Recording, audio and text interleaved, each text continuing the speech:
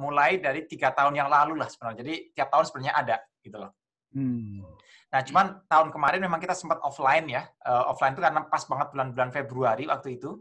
Jadi pas banget corona baru mulai. Jadi waktu itu kita alhamdulillah event terakhir yang bisa kita laksanakan secara offline ya ini Muslim Millennial tahun kemarin. Ya setelah itu kita nggak bisa, semuanya online jadinya. Nah tahun ini daripada kita tiadakan ya lebih baik kita tetap adakan ya. Dan ini tahun ini kita ngundang Mas Sabtuari. Jadi Mas Sabtuari ini memang entrepreneur lah. Jadi lebih suka ke venture ya, venture kecil-kecil UMKM segala itu. Jadi tapi lumayan aktif beliaunya gitu loh. Nah, jadi nanti mungkin kenapa kita minta Prof Yusri untuk ngasih sambutan juga ini nanti mungkin terkait dengan rencana empowerment dari KBRI itu sendiri gitu. Jadi silakan nanti Prof Yusri nyampaikan saja. Baik. Apa yang ada di kepala saya sampaikan. Iya, masa di luar kepala jangan disampaikan. Repot nanti. Mas Sabtuarinya kelihatan sudah masuk nih. Oke, sip. Silakan. Saya mengikuti saja kalau udah siap, monggo. Agak kaget. Mana Mas Sabtuarinya sudah masuk ya? Oh iya, udah masuk. Udah, oke. Dibuka aja, siap.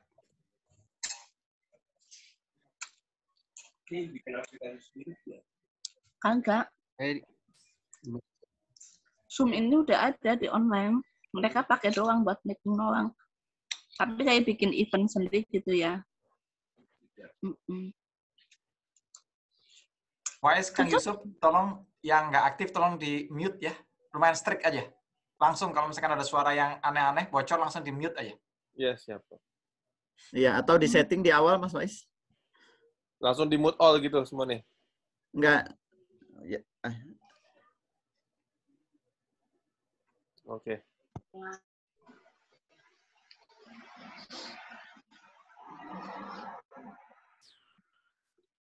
Silakan Mas Dani.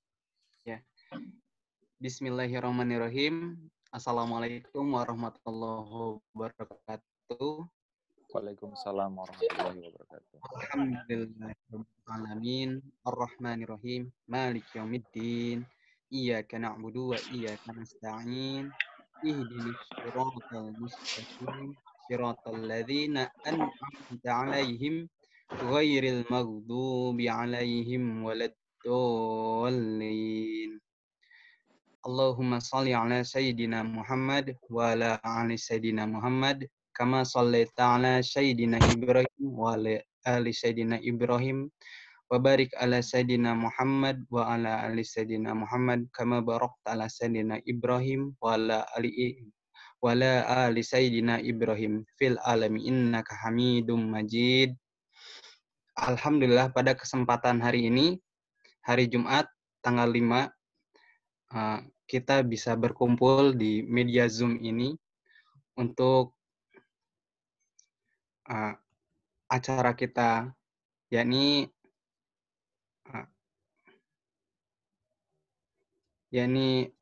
Muslim Milioner dengan narasumber Pak Sabtuari Sugiharto. Kita mulai saja kajian ini dengan tilawah yang akan disampaikan oleh Kang Husni.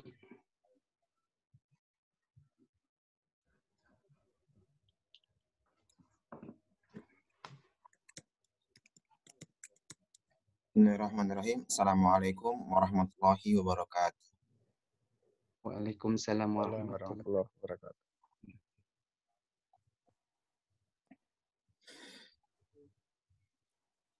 أعوذ بالله من الشيطان الرجيم بسم الله الرحمن الرحيم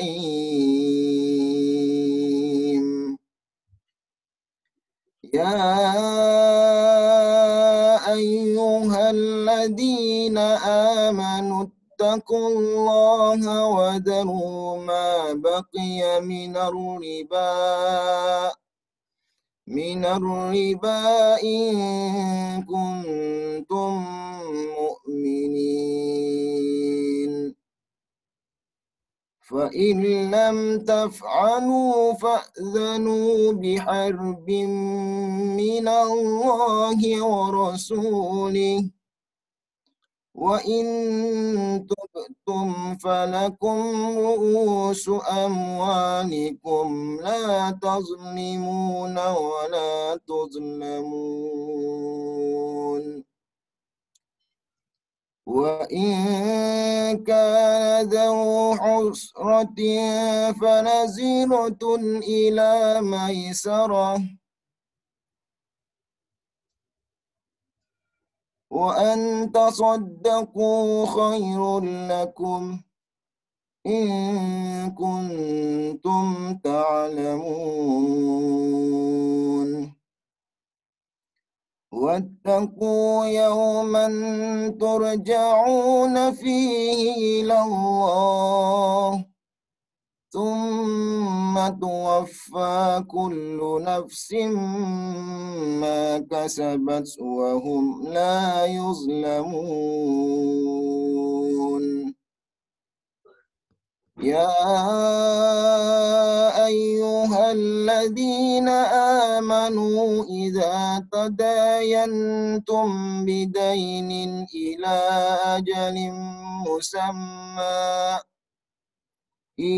أجل مسمى فاكتبوه وليكتب بينكم كاتب بالعدل ولا يأب كاتب أن يكتب كما علمه الله فليكتب وليملل الذي عليه الحق وليتق الله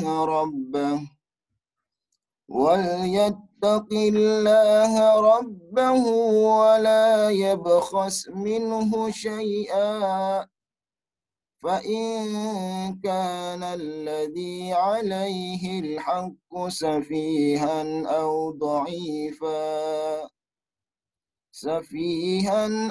ضعيفا أو لا يستطيع أن يمل هو فليملل وليه بالعدل واستشهدوا شهيدين من رجالكم فإن لم يكونا رجلين فرجل وامرأتان ممن ترضون من الشهداء أن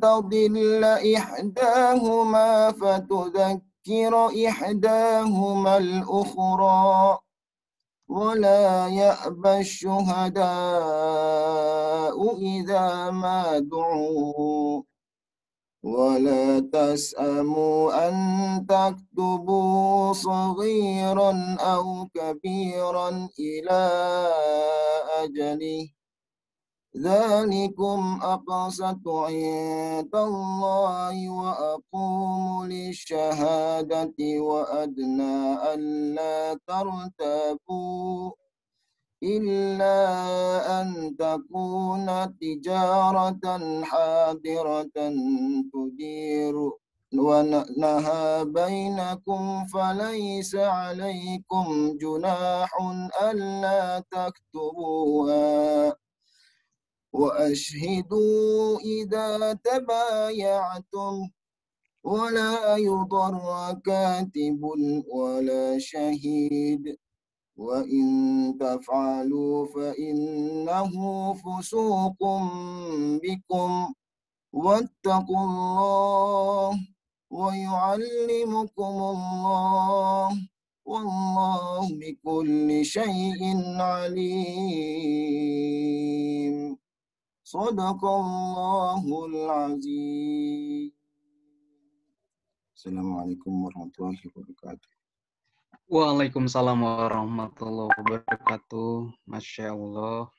Alhamdulillah kita sudah memperdengarkan kajian pembacaan ayat suci Al-Quran yang insya Allah diberkahi Allah Subhanahu wa Ta'ala dan membawa banyak nikmat dan manfaat bagi kita semua. Berikutnya, kata sambutan dari KMII kepada Pak Rio, saya persilahkan. Ya, terima kasih Mas Dani. Assalamualaikum warahmatullahi wabarakatuh. Yang pertama-tama saya terima kasih nih kepada gurunda saya, Ketua KMI Jepang, Profesor Muhammad Aziz, yang memberikan kesempatan saya untuk memberikan sambutan sepatah dua patah kata. Kemudian yang kedua juga kepada Pak Yusli Wardiatno selaku atas pendidikan dan kebudayaan. Beliau juga profesor dari Indonesia yang sedang ditugaskan di Jepang selaku atase pendidikan dan kebudayaan untuk kedutaan Indonesia yang ada di Jepang. Kepada para panitia dan seluruh jemaah, sekali lagi saya ucapkan terima kasih atas persiapan acara Muslim Milioner tahun 2021 ini. Terutama juga kepada Mas Sabtuari selaku narasumber. Insya Allah beliau akan memberikan tips-tips bagaimana kita nanti di acara Muslim Milioner ini kawan-kawan bisa mengambil banyak pelajaran yang akan disampaikan oleh Mas Sabtuari dalam mendorong ataupun membangun ekonomi berbasiskan UMKM ya, usaha kecil menengah. Saya tidak banyak yang bisa saya sampaikan. Pada prinsipnya Mas Sabtuari, Pak Yusli dan juga seluruh jemaah, acara ini adalah acara rutin yang sudah kurang lebih yang keempat kali ya kita lakukan. Sebelum-sebelumnya dilakukan secara offline dengan memanggil beberapa narasumber dan juga para ulama ataupun ustadz yang kita datangkan dari Indonesia. Nah, kali ini kita lakukan itu menggunakan Zoom ataupun lewat online, yaitu lewat Zoom ini. Nah, insya Allah ini juga tidak mengurangi antusias kita untuk saling sharing ataupun berbagi informasi, terutama dari narasumber yaitu Mas Sabtuari, untuk memotivasi kita bagaimana kita yang ada di Jepang nih, khususnya kawan-kawan yang berorientasi untuk bekerja, mencari sesuatu yang lebih dari aktivitas yang ada di Jepang ini, dan kembali ke Indonesia untuk bisa membangun bagaimana unit usaha yang bisa membangun ataupun menggeliatkan ekonomi yang ada di tanah air kita. Mudah-mudahan kegiatan ini memberikan banyak faedah, manfaat, dan keberkahan untuk kita semua, untuk sama-sama membangun Indonesia jauh lebih baik lagi ke depan. Saya yakin kegiatan ini tidak murni mungkin semuanya bisa memberikan manfaat yang besar, tapi minimal ada tips-tips yang bisa Mas Sabtuari provokasi kepada kawan-kawan, kepada kita semua, dalam hal yang positif untuk membangun usaha ekonomi di tanah air, sekembalinya dari Jepang, baik dia sebagai mahasiswa, sebagai pekerja profesi, ataupun yang lainnya. Karena bangsa kita butuh dukungan semua pihak, semua lini, semua generasi, untuk bagaimana membangkitkan geliat ekonomi Indonesia menuju Indonesia yang lebih baik lagi. Mungkin itu saja dari saya. Mungkin kalau nanti saya panjang lebar nanti jadi entrepreneur seperti Mas Sabtuari juga nanti. Baik juga. Selanjutnya mungkin nanti akan disampaikan juga oleh Pak Profesor Yusli, mewakili dari Kedutaan Besar Republik Indonesia yang ada di Jepang. Beliau selaku atase nanti akan menyampaikan juga sambutan. Demikian dari saya. Wabillahi taufiq wal hidayah. Wassalamualaikum warahmatullahi wabarakatuh. Waalaikumsalam warahmatullahi wabarakatuh. Terima kasih Pak Rio atas dan berikutnya perwakilan dari KBRI kepada Pak Yusli, dipersilahkan. Ya, terima kasih Kang Dani. Assalamualaikum warahmatullahi wabarakatuh. Waalaikumsalam warahmatullahi wabarakatuh. Pertama saya ingin mengucapkan terima kasih dulu kepada sahabat saya Prof. Aziz yang sudah mengundang saya di antara para jamaah yang sangat mulia ini. Terima kasih juga Mas Rio. Udah lama nih saya nggak ketemu lagi dengan Mas Rio nih. Terakhir makan bareng ya kita di Wisma Duta. Siap, Prof. Yusli. Salam kenal juga kepada sahabat-sahabat semua yang hadir hari ini, malam ini.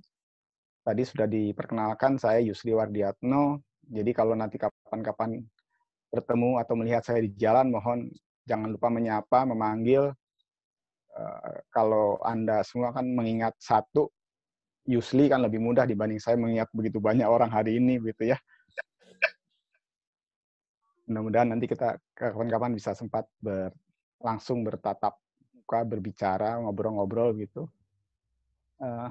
Betul, saya adalah Atasé Pendidikan dan Kebudayaan. Saya baru ditugaskan sejak Agustus tahun 2020. Belum banyak keliling karena masih masa pandemi, jadi masih lebih banyak di area Higashi-Gotanda dan sekitarnya, gitu, sekitar KBRI bermainnya. Mudah-mudahan kalau masa pandemi sudah berakhir, kita bisa berjumpa, kumpul langsung gitu. Tentu saya ingin menyampaikan beberapa hal terkait dengan upaya-upaya KBRI, seperti mungkin teman-teman tahu semua bahwa masyarakat Indonesia atau warga negara Indonesia di Jepang itu saat ini tercatat lebih dari 66.000 orang. Itu catatan bulan Juni tahun 2020 gitu ya. Artinya saat ini mungkin lebih dari itu. Kemudian di antara 66.000 itu 36.000-nya adalah Kenshusei, catatan dari kami ini. Atau pekerja magang ya, Pak Ajis ya. Istilahnya ya begitu ya. Kemudian sekitar 7.000 adalah mahasiswa, dan sisanya adalah di luar mahasiswa dan Kenshusei tadi. Nah, teman-teman sekalian, di antara yang 36.000 itu ada harapan-harapan dari Pak Duta Besar kita, Pak Heri Ahmadi, bahwa suatu saat Anda diharapkan sekali itu bisa meningkatkan status lah, meningkatkan status. Jangan hanya Kenshusei terus 3 tahun pulang, tapi suatu saat bisa kembali lagi atau bahkan langsung misalnya begitu. Untuk harapannya tentu ingin supaya bisa menjadi SSW Specified Skilled Worker. Saya lupa bahasa Jepangnya, Pak Ajis. SSW itu. Anda kayak lupa saya bahasa Jepangnya. Jadi apa Kino gitu, Pak? Apa tuh? Apa Kino apa tuh namanya? Kino, ya. Special skill worker ya. Apa bahasa Jepangnya Kino? Yes. Tokute Gino bukan? Tokute Gino. Tokute Gino ya. Tokute Gino. Isumo wasureta sore wasu. Ya. Nah, kenapa diharapkan semua itu? Karena permintaan 2 tahun yang lalu begitu, harapannya adalah Indonesia itu bisa mengisi 20% dari kebutuhan SSW Jepang. Kebutuhan Jepang sendiri adalah 350.000. Sehingga kalau 20% diharapkan diisi oleh Indonesia, maka itu angkanya adalah 70.000 orang. Itu permintaan 2 tahun lalu. Nah, lalu dari 70.000 sudah berapa yang terisi? Data hingga saat ini yang terisi itu baru sekitar dari 70.000 kebutuhan 1.500 orang. Jadi teman-teman bayangkan masih banyak sangat kebutuhan SSW dari Indonesia. Nah, dari 1.500 yang sudah mengisi SSW tadi, sebetulnya sudah ada yang berubah, yang dikonversi dari tadinya Kenshusei atau pekerja magang itu menjadi SSW itu ada, tapi hanya 154 orang, Pak Ajis, Pak Aryo, dan Kang Dani ini. Nah, sehingga itu menjadi impian atau keinginan dari KBRI, ingin mendorong sekali supaya teman-teman itu nanti sangat bisa mengkonversi, berubah yang tadinya Kenshusei menjadi SSW. Nah, saat ini ada upaya dari KBRI, salah satunya adalah dengan membuka kerjasama dengan salah satu sekolah politeknik, sekolah vokasi di Jawa Timur yang bernama PENS. PENS itu adalah Politeknik Elektronika Negeri Surabaya. Jadi PENS dan KBRI sudah menandatangani perjanjian kerjasama untuk membuka sekolah jarak jauh gitu ya. Anda masih di sini di Jepang, tetapi bisa mendaftar sebagai mahasiswa PENS, kemudian belajarnya tetap di Jepang, belajarnya diatur supaya tidak mengganggu waktu kerja, dan jauh lebih murah dibandingkan kalau harus bersekolah di Jepang. Tanya Profesor Ajis berapa biaya sekolah di Jepang, sangat mahal. Tetapi dengan bersekolah di jarak jauhnya PENS, pendidikan jarak jauh nanti, itu akan sangat jauh lebih murah, dan bidang yang ditawarkan saat ini adalah Diploma 3 dengan programnya adalah Teknik Informatika. Mengapa Teknik Informatika yang ditawarkan? Karena kebutuhan praktikum untuk laboratoriumnya itu hanya membutuhkan komputer. Nah, nanti kalau Anda, siapapun nanti teman-teman ada yang berkenan mau mengikuti kuliah D3 itu dengan PENS, maka teman-teman bisa belajar di rumah, tidak perlu datang ke Surabaya, tetapi juga bisa diatur waktunya sehingga tidak mengganggu waktu kerjanya. Nah, dengan demikian harapannya sambil bekerja, kemudian setelah 3 tahun bisa mendapatkan ijazah D3. Di samping itu, saya juga sudah minta tolong Prof. Ajis untuk nanti bisa membantu mencarikan orang yang bisa memperkaya dengan pendidikan bahasa Jepang selama kuliah itu. Nah, kenapa bahasa Jepang? Karena untuk menjadi SSW dibutuhkan ada yang sampai N3, tapi juga ada yang hanya N4.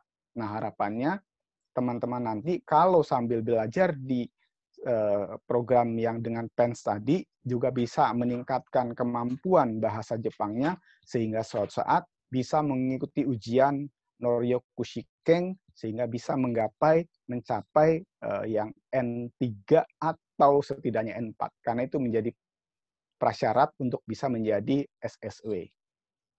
Saya kira ini menjadi salah satu hal yang penting supaya ketika teman-teman nanti di sini bukan hanya menghabiskan waktu untuk bekerja terus, kemudian misalnya karena nggak tahu mau mencari kegiatan yang ini kan sudah bagus nih ya, berkumpul seperti ini sangat positif, tapi lebih positif lagi kalau kemudian bisa sambil sekolah dan sambil bekerja. Saya kira itu saja yang ingin saya sampaikan. Kalau ada nanti teman-teman yang memerlukan informasi lebih detail mengenai program pendidikan jarak jauh kerjasama antara KBRI dengan PENS, nanti teman-teman bisa komunikasi atau kontak saya. Boleh dicatat nomor HP saya 070 1417 6780. Saya ya nggak terbuka 7.24 ya Pak Ajis ya. Karena kalau malam saya tetap tidur begitu. Nanti insya Allah kalau itu juga bisa WA, WhatsApp. Kalau misalnya saya ketika agak sedang cukup peak, ada sibuk rapat dan sebagainya, tentu kalau teman-teman berkirim WA, sabar menunggu untuk dijawab. Saya kira itu saja, terima kasih. Saya harapkan acara-acara seperti ini terus dilakukan Pak Ajis, Pak Rio, karena ini betul-betul sangat, menurut saya sangat positif ya, di samping namanya silaturahim online begini pun juga bisa mampu, saya kira akan meningkatkan kesehatan kita. Begitu.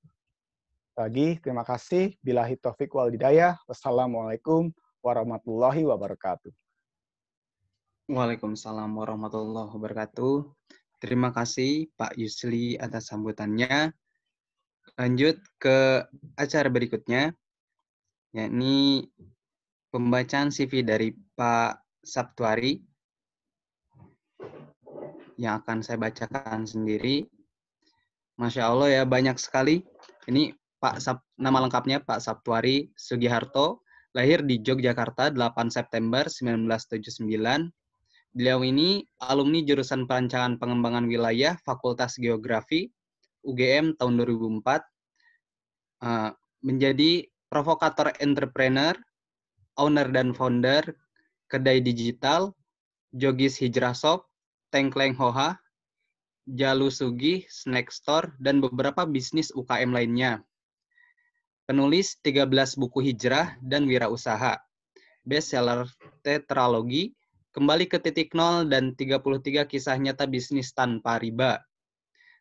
Sekaligus beliau ini founder gerakan sosial, #sedekah rombongan. Dan banyak penghargaan yang beliau dapat juga. Di antaranya ini karena terlalu banyak, saya sebutkan 3 terakhir ya. Tahun 2011, pemenang Twitter terinspiratif 2011, Pesta Blogger On of ID Epicentrum, Jakarta.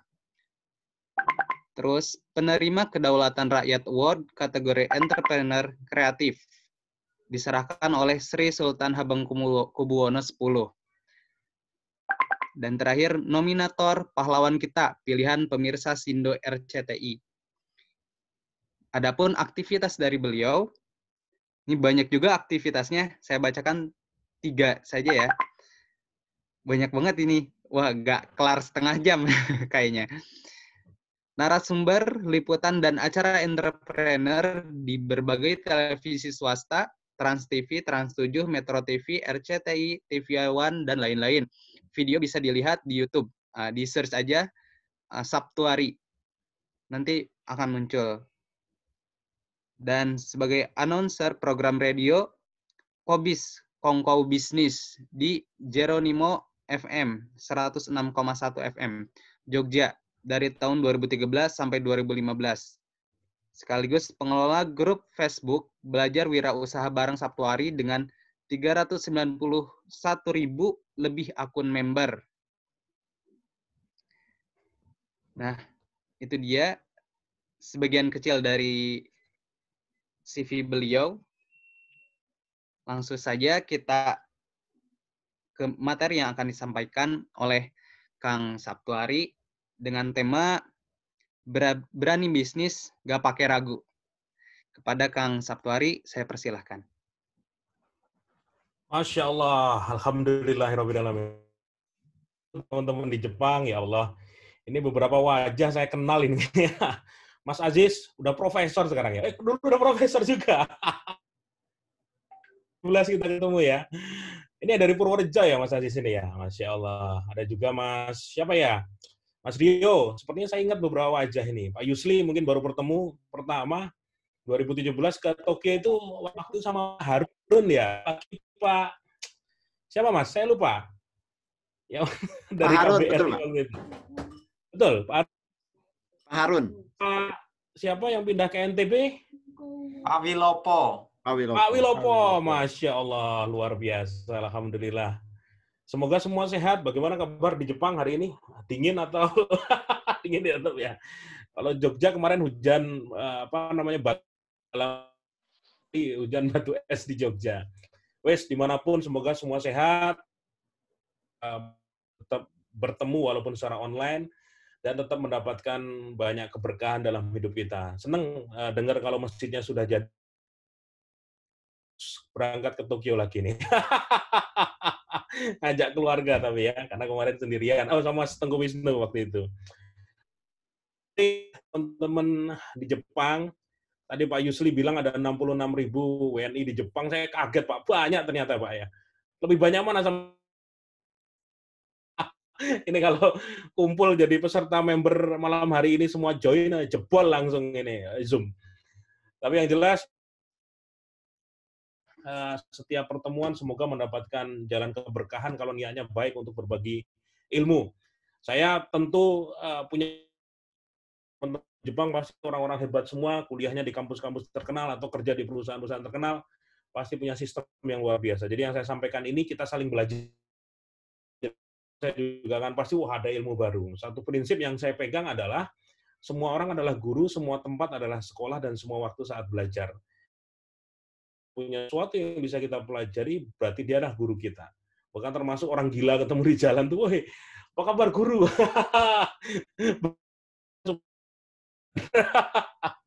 Zaman sekarang wes nggak karu-karuan ya. Zaman fitnah dan penuh kegilaan.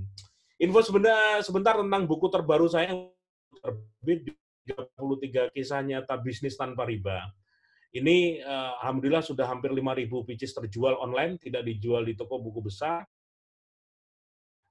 Saya mendapatkan ide, kalau selama ini ngajak orang hidup tanpa utang, nggak punya tagihan, nggak punya cicilan, siapakah orang-orang yang bikin tulisan di Facebook, butuh nih orang-orang yang nggak punya utang riba, nggak punya cicilan, nggak punya pinjaman di lembaga keuangan, dan mereka punya bisnis.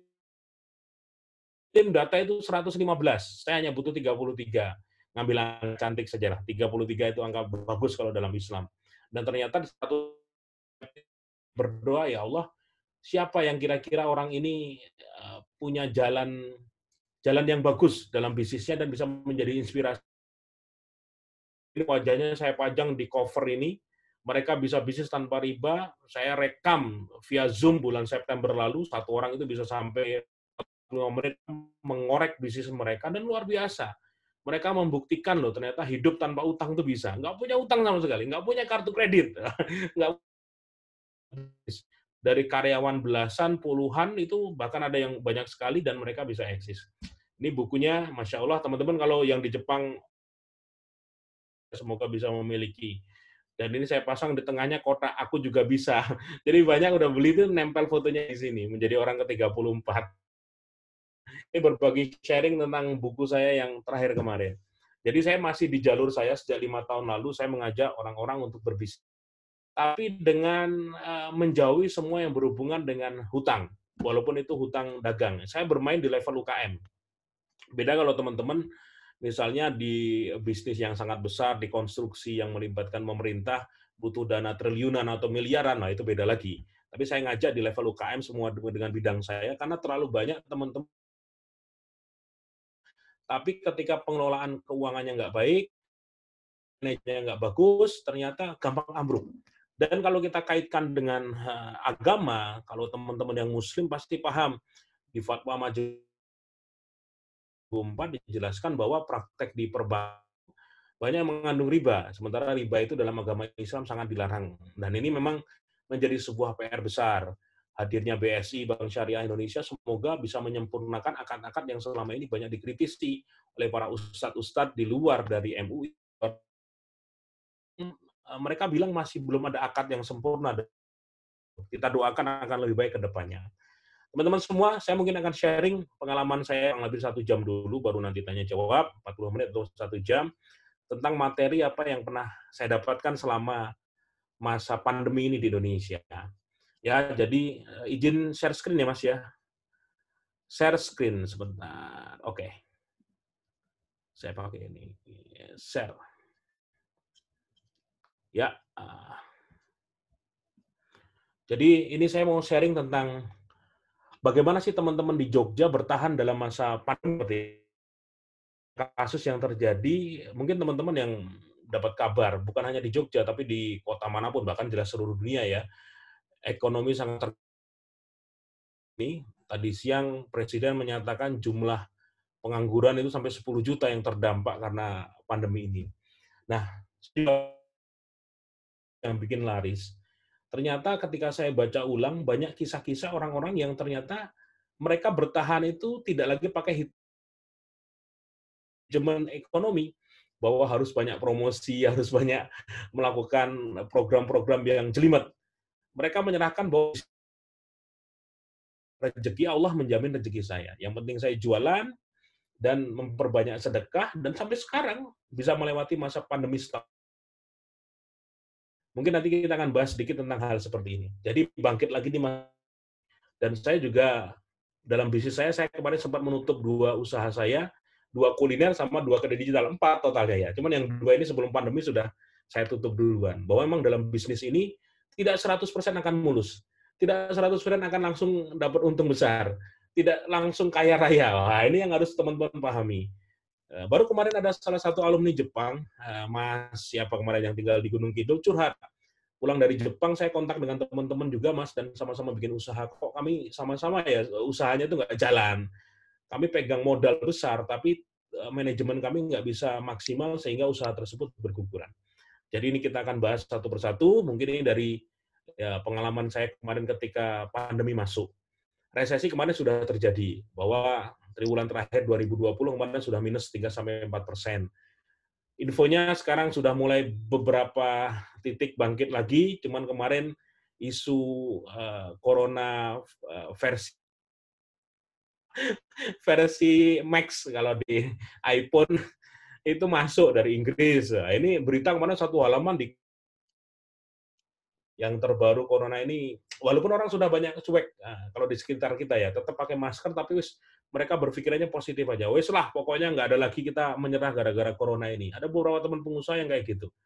Apalagi Pak Presiden kemarin sudah dada-dada di NTT, mereka menyampaikan, wah ini pertanda nih corona udah selesai ya. Dan berbau politik lagi berikutnya, kita nggak bahas itulah. Tapi sebuah data menarik ketika di tengah pandemi kemarin, saya tinggal di Yogyakarta, itu dihitung oleh para ahli, UKM di Jogja itu kehilangan omset sampai 27 miliar per hari. Itu dihitung dari rata-rata jumlah mahasiswa, uang belanja mereka berapa, dikalikan satu hari, di total itu rata-rata omset yang hilang itu sekitar 27 miliar. Itu hanya untuk UKM yang di sekitaran Jogja saja. Artinya memang mahasiswa ini menjadi penyumbang, salah satu penyumbang terbesar perputaran ekonomi di kota Jogja. Dan saat ini, Mas, kalau saya keliling kota Jogja itu ya sedih melihat jalan-jalan di Jogja itu banyak yang tutup, banyak yang disewakan, yang dulu rame, sekarang udah nggak ada lagi. Kampus-kampus tuh ada depannya itu iki piye apa kehabisan dana ini kampus gitu loh. Hanya satpam menunggu bengong di depannya, itu sampai seperti itu. Pun memang nanti program vaksinasi ini divaksin ini selesai tahun ini targetnya mungkin ya, atau sekian juta orang selesai tahun ini, ya perkiraan memang tahun depan baru bisa paling tidak mendekati normal. Yang paling kejam kemarin ada sebuah media bilang kalau di Indonesia hanya 60.000 suntikan per hari, maka butuh 10 tahun untuk 270 juta orang. Wes sembuh. Nah, berat ini. Mas Profesor Aziz ya harus mikir gitu, piye kayak gini. Ya, tapi perkiraan 2 tahun lagi baru akan normal. Memang buat BUMN di Indonesia juga ya, termasuk untuk sekaliber Garuda Indonesia pun, kalau kita lihat tahun lalu beritanya utangnya tuh sampai hampir 32 triliun, tapi kas mereka hanya 210 miliar. Wih, ini piye gitu loh. Dengan utang menumpuk, sewa pesawat sampai 32 triliun, tapi kas yang ada di keuangan mereka hanya 210 miliar. Ini ya, puyeng ini. Dengan utang yang ancang-ancang besar, tapi duitnya sangat sedikit gitu loh. Kalau kita lihat itu kadang saya tuh nggak pakai TikTok gitu loh, cuman beberapa aplikasi TikTok tuh masuk di Instagram, mereka repost gitu loh. Dari yang pilot, dari yang pramugari menggunakan seragam kebesarannya harus dilepas karena kehilangan pekerjaan. Ini dianggap sebagai profesi yang elit, artinya gajinya besar, mereka terpandang, tapi kondisi corona seperti ini ya semua harus ditinggalkan. Di Australia 6.000 orang pelamar, 6.000 orang melamar jadi pencuci piring. Di Jogja, beberapa teman yang buka lowongan usaha itu langsung yang daftar banyak sekali. Bahkan ada seorang kawan yang bisnisnya akun sosmed, jadi dia itu di digital marketing ya, dia butuh buka lowongan, yang dibutuhkan itu hanya 12 orang, yang butuh itu hanya sekitar 10-12 orang, tapi lebih dari 1.000 orang yang mendaftar. Ini artinya memang pengangguran banyak sekali saat ini, dan kebiasaan baru seperti ini akan terus berlanjut. Rekor saya ngisi waktu itu Zoom itu sampai hampir 700 di sebuah event 700 orang. Ini peserta sudah berapa ini? Moga-moga sampai 100 orang malam hari ini. Ya artinya memang ini akan menjadi kebiasaan pindah dari satu room ke room yang lain, dari satu Zoom ke Zoom yang lain, dari satu Google Meet ke Google Meet yang lain. Dan ini akan menjadi, dan kita harus bisa menyesuaikan. Tentu kalau bertanya siapa yang panen, nah itu yang penyedia internet itu yang panen itu. Keuntungannya makin besar. Bukan, kalau bahasa gojekan Jogja pusing ditinggal mancing. Wah, itu nggak bisa. Ya mancing terus kapan ngurusi bisnis. Nah, cari celah bisnis baru. Intermezzo dulu. Ini warung saya namanya Tengkleng Hoha. Kalau ke Jogja wajib mampir ya. Ini jujukan para tulang-tulang kambing yang masih ada dagingnya itu kita masak dengan bumbu tertentu, dan alhamdulillah sampai sekarang sudah 5 tahun lebih kita bertahan. ini kita berhasil lolos dalam tanda kutip, tidak sampai mencat karyawan, tidak sampai tutup sehari pun, kecuali ini alhamdulillah orang-orang tetap datang ke tempat kami, bahkan di weekend sering antri, parkiran full. Ini 3 orang, mereka punya bisnis, mereka semua pengusaha. Yang kaos baju merah itu Mas Ferry, yang punya Preksu, ayam Preksu, bahasa Jawa kan Preksu. Ternyata nggak, geprek susu. Dia jualan ayam geprek sama susu, tapi sampai punya 7 cabang. Ketik di Google itu, dari yang Preksu negatif jadi Preksunya positif. Karena yang muncul foto-foto makanan enak dari warung dia sendiri. Yang tengah itu Mas Google itu rame banget di Jogja sampai antri-antri. Yang terakhir Mas Aris Diansyah itu yang Flywell Marketing. Jadi dia tinggal di toko buah watermelon. Kami diskusi sampai jam 10 malam waktu itu, dan menarik. Tiga-tiganya saya kasih buku terbaru saya, dan mereka prinsip utang, dan nggak mau utang di lembaga keuangan, harus berbisnis dengan modal sendiri, dengan seadanya, tapi bisa melipat gandakan, dan ada satu hal dari Flywell Marketing yang kemarin diceritakan oleh Mas Aris Diansyah, karena dia coach di sana, bahwa zaman sekarang itu adalah menjadikan konsumen kita itu sebagai marketer kita. Kita nggak bisa lagi jual kecap nomor 1 di mana-mana. Wah kecapku nomor 1, aku paling. Zaman sekarang adalah kita harus menggunakan konsumen kita menjadi corong dari promosi bisnis kita. Nah, kuncinya adalah kita harus menyenangkan mereka. Buat mereka bahagia, buat mereka senang, jadikan mereka kawan, jadikan mereka pelanggan yang setia, maka mereka, tanpa kita harus sadari, tanpa kita harus memantau.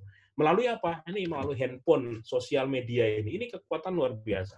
Jadi ketika review rumah makan, review toko, itu adalah review jujur dari ribuan orang yang pernah datang ke sana.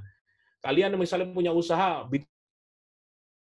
bahagia, artinya mayoritas konsumen itu sudah bisa menerima. Hanya beberapa yang ngasih bintang 1, itu anggap kecelakaan. Orang-orang yang, tapi kalau sudah bintang 4 ke atas, berarti sudah bisa dianggap ini rumah makan atau warung yang memang bisa dipercaya. Kalau saya ketik tengah 4,5, artinya sudah 90% lah konsumen kita itu bisa terpuaskan. Nah, caranya bagaimana? Belajar dari 3 orang ini menarik. Preksu itu salah satu keunikannya adalah kremesnya. Jadi kalau sudah nasi anget, dikasih ayam geprek, dikasih itu orang seneng. Nah, ada salah satu pelanggan yang rutin datang ke sana dan minta lebih dari kremesan. Nah, karya di sini selalu bahagiakan dia. Ketika dia pesan minta dibungkus, ditambahi kremesan yang banyak. Dan ternyata dengan cara sederhana seperti itu, di tag akun Preksunya, seneng banget deh kalau makan di Preksu, saya tuh udah pelanggan di sana dan ini dikasih kelebihan kremesan. Dengan tepung dikasih bumbu kan. Tapi dengan cara seperti itu membuat orang mau ngepost, mau memposting kebahagiaan dia. Dan sekian ribu orang membaca, jadi ingat, oh makan di sana berarti akan dimuliakan, dibahagiakan. Itu keren. Nah kalau Mas Bayu pengalamannya, dia juga punya ringot di Yogyakarta, di Gejayan, dia cerita. Dia bikin strategi di warung sotonya itu, setiap ada orang makan, ada karyawan tambahan teh gratis. Jadi bukan disediakan galon untuk ngambil sendiri, enggak, tapi ada yang muter menawarkan teh panas gratis. Berikutnya ada konsumen datang, ditambahi, Pak, tehnya habis ya, kita tambahkan. Itu dengan cara memuliakan yang sederhana. Ternyata juga orangnya seneng. Berikutnya omsetku naik loh. Orang yang datang, yang pernah datang lagi gara-gara dimuliakan dengan diberikan teh tambahan. Wah, menarik. Semua toko buahnya di Samarinda dan Kalimantan Timur itu dibilang kayak gini. Kalian harus menjadi karyawan yang fun. Dan kalian ingat namanya. Kalau namanya Pak Joko datang, Pak Joko selamat datang. Kalau namanya konsumennya Bu Wiwi misalnya, Bu Wiwi, itu terus diingat-ingat. Dan ternyata itu sangat efektif. Pelanggan, misalnya dia gini, ada 200 pelanggan yang rutin lebih berharga dibandingkan 1.000 orang yang datang sekali habis itu nggak balik lagi. Ya, karena ketika nggak balik lagi bisa karena dia kecewa dan akan gitu. Jadi dengan memuliakan pelanggan seperti itu ternyata katanya ada satu konsumen kita, Mas, ibu-ibu, orangnya cerewet, tapi sama anak, halo Bu Siska, ini nama lain gitu, anggaplah gitu. Dan lama-lama malah dia seneng ke situ terus. Seneng deh di sini kalian ramah. Teknik flywheel marketing itu sesuatu yang sederhana, tapi ternyata efeknya luar biasa membuat konsumen memberikan sesuatu yang positif dalam bisnis. Oke, lanjut. Nah, dalam kondisi COVID seperti ini, halo?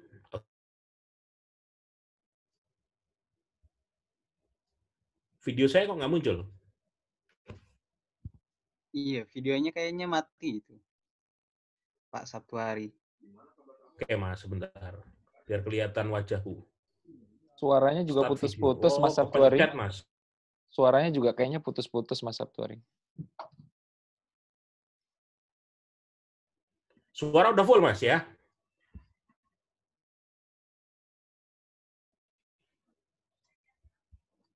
Lanjut ya? Ya. Nah, satu prinsip yang kita lakukan ketika di masa pandemi seperti ini adalah teman-teman cepat beradaptasi dengan kondisi saat ini. Apa yang dilakukan? Saya menyebutnya dengan,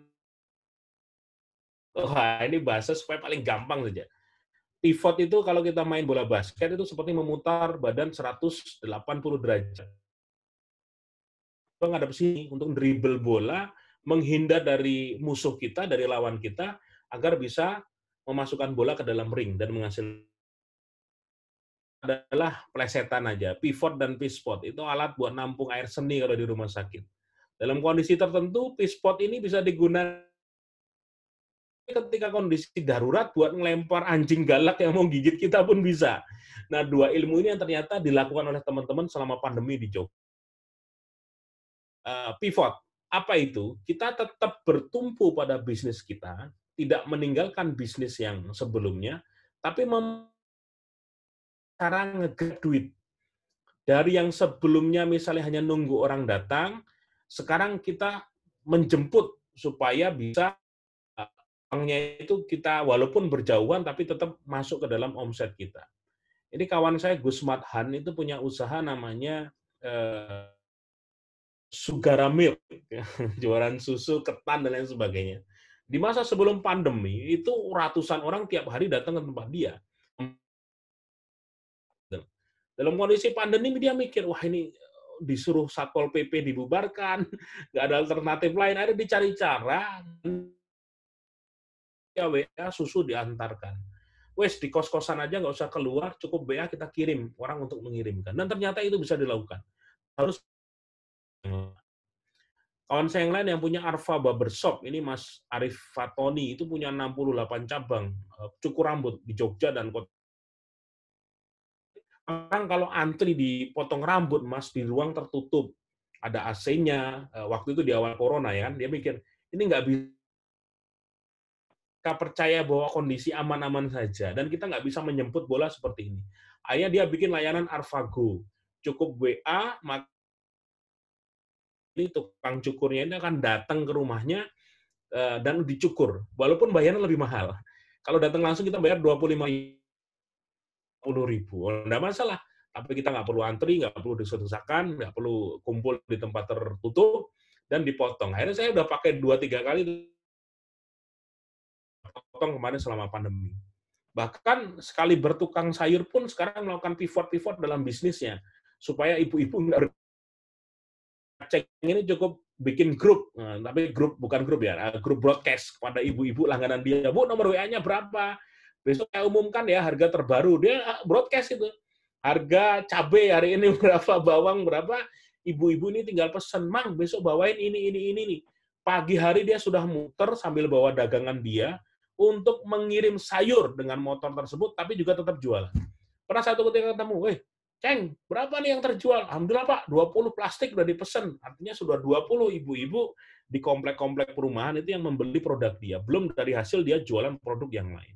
Ya, Jadi melakukan pivot-pivot seperti ini tidak harus di perusahaan besar. Ya, kalau walaupun sekali kayak Pizza Hut di Jogja itu dan beberapa kota lain masih mereka sangat gencar bikin outlet kecil dengan payung, dengan motor di pinggir jalan menjual 100.000 isi 4 pizza. Sampai hari ini, baru 3 hari lalu saya sama istri beli itu, pulang, wah ada pizza. Ya, jadi luar biasa ya sampai mereka seperti itu. Artinya tanpa harus meninggalkan bisnis yang lama, tapi mereka bisa berjualan. Belum tahu tengkleng, ini namanya tengkleng. Memang sangat menggiurkan, bikin lapar ya. Ini tulang kambing yang sudah dimasak. Di awal pandemi, omset kami tinggal 30%. 70% itu hilang. Ada karyawan siang cuma pada tidur-tiduran. Tapi jangan tutup. Kalau tutup bagaimana ngasih anak istri makan? Nanti gimana Pak biaya sekolah? Keluhan, saya punya karyawan jaga parkir 19 orang berarti. Saya berpikir ini nggak bisa diam saja. Akhirnya ketemu cara supaya bisa divakum, kita dengan box-box ke berbagai kota di Indonesia. Setelah menemukan cara, ternyata kuat 3 hari ya. 3 hari kita kirim tuh. Paling jauh sampai Medan, 3 hari bisa. Makassar bisa, semua kota Kalimantan bisa, Jawa, sampai semuanya bisa. Dan Masya Allah, sebulan itu kita bisa mengirim sampai 500 box. Dan itu ternyata bisa sangat mensupport omset kami supaya bertahan ketika kemarin 6 bulan pertama di tetap kita di bisnis kuliner, tapi cara jualannya kita rubah. Sebelumnya hanya nunggu orang datang, sekarang kita jemput bola. Kita melalui internet, lewat landing page, lewat sosial media, dan lain sebagainya. Testimoni berdatangan, terima kasih ya Mas, nggak bisa ke Jogja, tapi itu bisa terus dilakukan sampai hari ini. Perusahaan besar nggak malu lagi untuk turun ke jalan. Nah ini yang saya minta ke teman-teman ketika di Jogja, yuk. Dan ini Mas Ferry yang tadi pakai jaket merah tadi, dia pun bikin namanya nasi uduk Fatimah. Dijual hanya 3.000. Akhirnya orang kalau makan kan nasi uduk, lauk-pauk itu bisa tetap bayar 15.000, 20.000. Di Jogja itu laris sekali dengan omset sehari bisa jualan dari jam 6 pagi, jam 10 itu udah ludes. Jadi jualannya dari jam 6 pagi sampai jam 10 siang, sudah 10 pagi itu udah ludes. Istirahat, terus sekitar jam 3 itu katanya karyawan pada tahajud, habis itu lanjut masak, jam 6 pagi sudah mulai jualan. Tapi bisa menghasilkan omset, keren ya. Nah, di awal kemarin juga ketika pandemi juga teman-teman di Jogja nih, para pengelola tour travel ini bingung ini mau ngapain ini, nggak ada menyewa bis yang cuma di kandang itu disewa, bikin road trip coffee. Jadi keliling main ke bandara baru di Jogja, lebih di kota Jogja. Muter aja, perjalanan 1,5 jam, dikasih kopi, dikasih makanan, dikasih lihat TV, muter lihat bandara baru, balik lagi ke kota Jogja, dan orang bayar 100.000 mau. Jadi kalau ini bisnya ini muat sekitar muter 3 juta. Anggaplah buat bensin cuma 300.000, berarti udah untung gede ya. Kerjasama sama. Jadi ini salah satu cara dilakukan pivot-pivot yang teman-teman lakukan. Bertahan dalam masa pandemi seperti ini. Yang berikutnya adalah pivot dengan bisnis yang masih lama, sekarang dengan memutar, ini harus meninggalkan, nggak urusan lagi dengan bisnis, yang penting dapat makan. Bosnya mamah, kalau kita nggak bergerak itu nggak bisa makan. Tadi waktu itu saya dapat berita di Thailand itu ada seorang pilot, mungkin Airbus atau Boeing, yang mereka itu nggak terbang pesawatnya, ini jualan menjadi seorang pengantar makanan. Nggak berapa seorang pilot menjadi pengantar makanan. Kalau gaji pilot misalnya sebulan itu di angka 70-80 juta, dia bilang, saya ibu ya wis tetap disyukuri, mau gimana lagi ya. Karena memang pesawatnya nggak bisa terbang dan pakai masker, toh orang nggak kenalin saya. Dan ternyata di Indonesia dapat berita di Liputan 6, seorang kapten pilot jualan mie, bikin warung mie, dia melayani sendiri, dia masih karyawan, dan nggak ada rasa malu lagi. Memang harus memutuskan urat malu. Teman-teman yang sekarang di Jepang kerja di perusahaan besar, magang di perusahaan bisnis, misalnya di kuliner, ya terjun langsung gitu, nggak usah malu. Nah, sambil jalan dibuat sistem sehingga semua jalan menunjuk manajemen merambah bisnis lainnya untuk dikembangkan. Saya punya tetangga juga, malah tetangga rumah saya ini yang jualan pizza, bikin pizza. Kapten pilot dong, dia yang nulis, dia yang melayani. Ini tetangga dekat saya malah. Ya beginilah kondisi saat ini bahwa saya pasrah dengan kondisi seperti ini, lupakan jabatan segala macam, harus memutus surat malu dan melakukan banyak gebrakan-gebrakan baru. Dan teman-teman yang muslim, sebuah hadis ingatkan 9 dari 10 pintu rizki dari dunia perniagaan. Nabi Muhammad menyampaikan seperti itu, artinya rezeki bisa unlimited. Kalau menjadi orang gajian, gajimu puluhan juta berapapun, tapi ketika menjadi entrepreneur, Mas, saya pengen dapat hasil lebih banyak. Dan itu tidak langsung mulus. Bisa jadi di awal-awal rugi dulu. Mas Sabtari, mohon maaf, suaranya agak putus-putus nih. Atau apa? Kedengeran, Mas Sabtari? Cek. Cek. Oh. Sebentar ya. Atau mungkin videonya dimatikan karena pakai PowerPoint atau gimana ya lebih baiknya? Agak putus nih. Ganti jaringan dulu atau gimana? Oh iya. Ada jaringan lagi. Mohon maaf, Mas Sabtari. Nggak apa-apa. Sudah jelas ini? Oh, ini jelas, insya Allah mudah-mudahan. Jadi memutus urat malu bahwa semua itu harus berani untuk mengejar 9 pintu rezeki dari dunia perniagaan.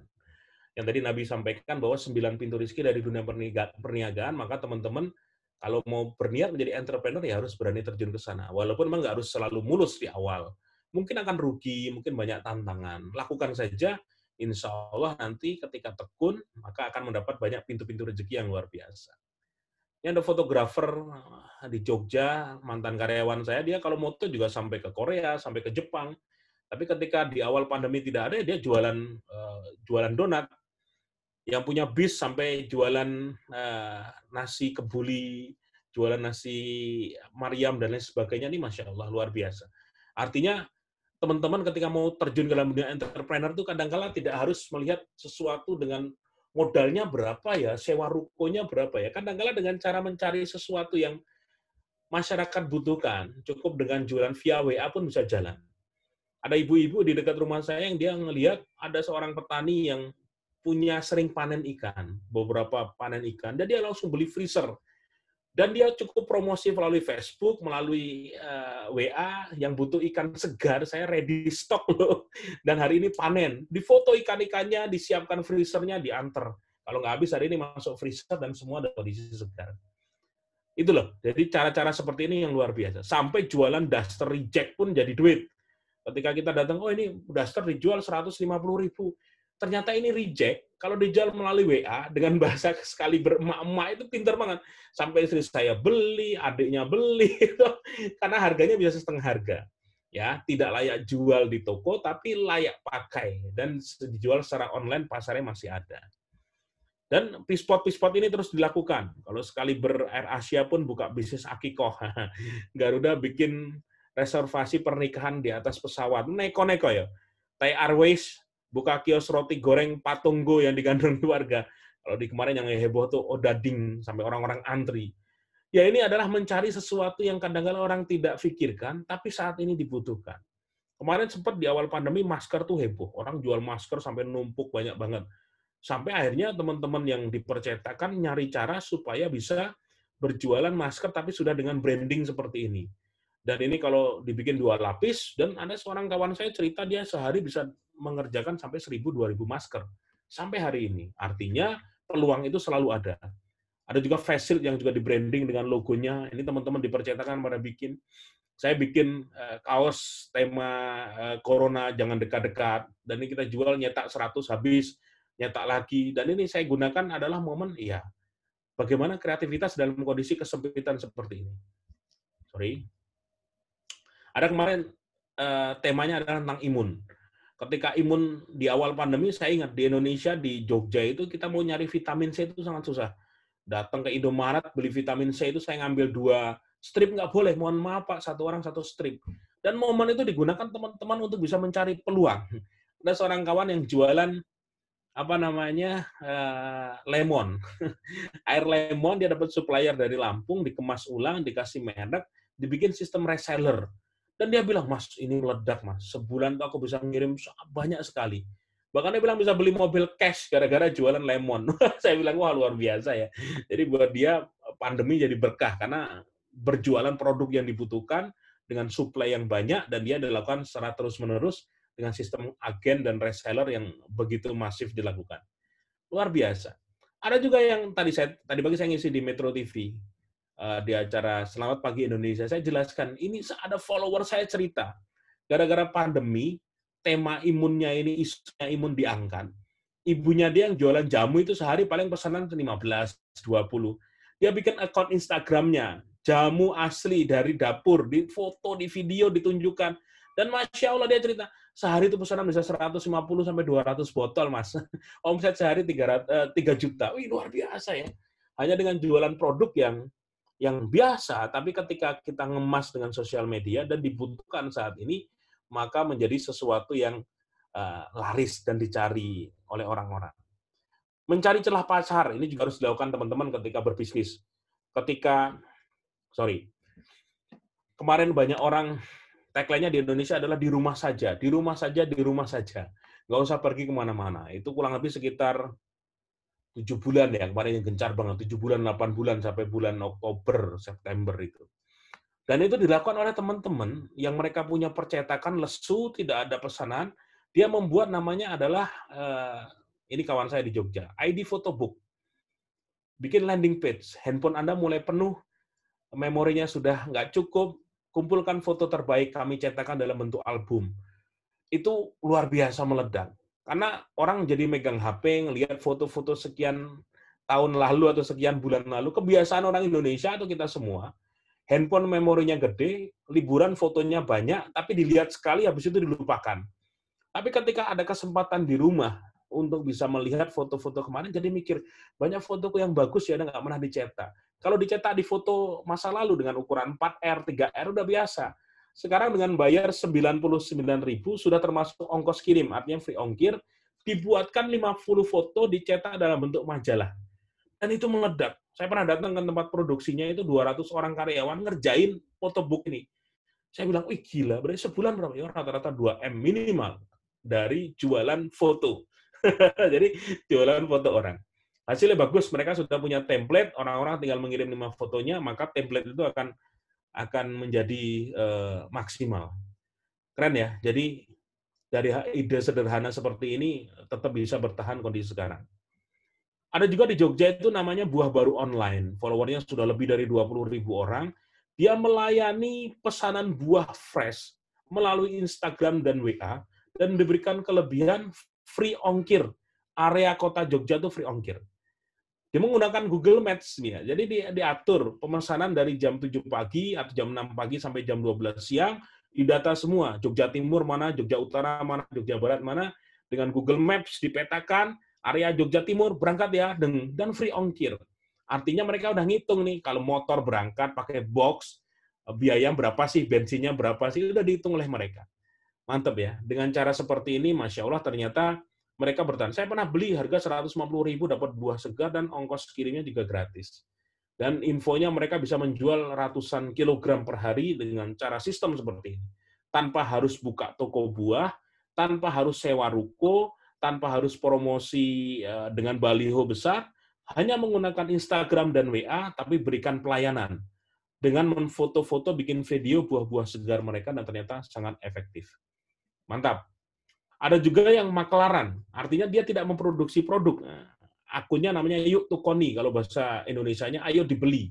Tukoni itu bahasa Jawa, artinya beli. Yuk Tukoni ini adalah sebuah akun yang mereka berjualan produk-produk makanan legend di Jogja. Selama ini kalau kita lihat Instagram, misalnya kalau di Jogja itu ada Jogja Kuliner, Jogja Kulineri, Jogja Food Hunter, dan lain sebagainya. Ini mereka kemas ulang makanan tersebut dan dijual dalam bentuk paketan. Seperti ini, 100.000 sudah dapat makanan seperti ini, nanti mereka, kalau ini nggak free ongkir, mereka bayar ongkos kirimnya. Saya pernah beli bayar free ongkirnya nggak mahal, sekitar 10.000, tapi dengan harga di bawah 100.000 dapat beberapa makanan. Jadi mereka nggak mikir produksi lagi, makanan legend didata, dibuat profilnya, dibuat logonya, dan mereka tawarkan, ini loh makanan legend di Jogja, walaupun kamu lagi di hotel, cukup pesan ke kami, makanan kami antar. Kalau nggak kamu di rumah saja, makanan ini siap kamu panaskan, tinggal dimasak, dan ini menjadi ladang duit baru. Saya juga sudah punya 2 tahun ini punya produk unik, jualan snack. Saya namakan Jalu, jamur lunas. Dan juga sugih, usus nagih. Bahan dasarnya ini adalah jamur tiram.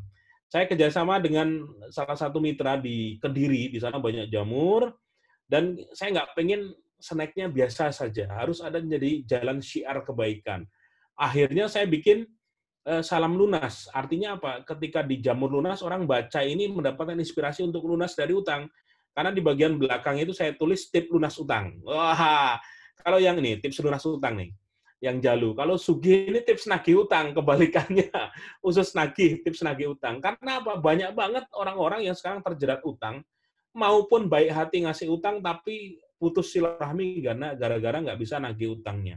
Saya kasih tipsnya itu di kemasan. Orang makan sambil menikmati tulisan yang ada di belakangnya. Rata-rata per bulan kita bisa menjual 10.000 sampai 20.000 pieces. Rekor kita pernah sebulan itu 25.000 pieces kita kirimkan ke para reseller seluruh Indonesia.